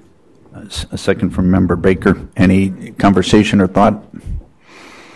All in favor? Aye. Aye. Any opposed? Thank you. Agenda item 7, which are there, does any board member have an item that they would like to see placed on a future agenda? Vice President Kaur, Yeah, I Member Mack. would, given all the comments today about menu of assessments and getting ahead of the curve on some of these issues, and I don't know, as a future agenda item, possibly a study session or a brainstorm session, or what could this look like, to kind of get ahead of this. Now that we've got the policy approved today, we've got a list going to kind of put that at the forefront of what we're doing. I agree. Thank you. Dr. Kaur. Member Taylor. Yeah, just similar. I wonder if there's even, if we're brave enough to put a draft timeline together of what A to F dashboard might look like, or in terms of, maybe we're not ready for that, but maybe not next month, but it would be good to start thinking ahead, or at least put some markers down in the future of let's hit a couple of milestones or things that we can commit to get ahead, to Member Mack's point. Good, Member Mack. Yeah. Member Baker, just to Taylor, just to build on that, is I would really love to see the statute laid out, and then what is the state board's responsibility and duties? How do we plan to get there? So what is the goal? What's the path? What are our milestones along the way? And then what is our duty and role, and what research do we need to be doing now so that we are well poised to make a good decision? Dr. Kaur, the bill hasn't been signed, so that might be premature, but to start thinking about that. Thank you. Thank you. The bill has not been signed? No. I think it's just in Senate still. Yeah. For the dashboard. The dashboard. Okay. For Wellmore. To the point that Member Mack and Member Taylor have pointed out, that given the difficulty of so many complexities in this issue, it sounds like a separate study session is warranted. So I would offer up the idea that we had several study sessions last early fall around A to F, and that they required that we added a date to the calendar. I just suggest this might be something warranting a study session that we add to the calendar.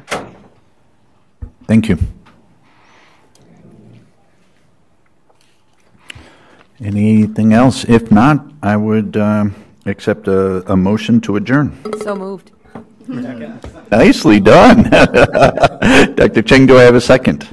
A second. And Member Taylor.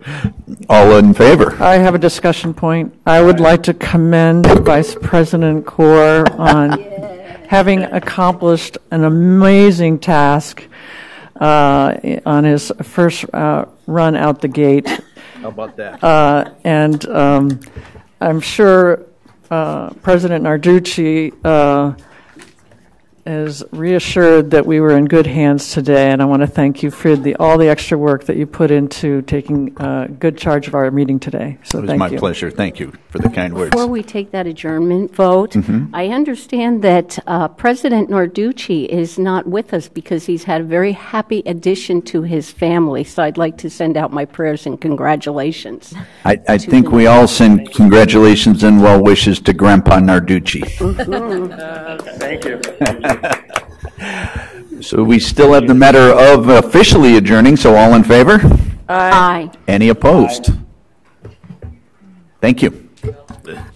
By the way, that's the first meeting in under 6 hours since I started on this board.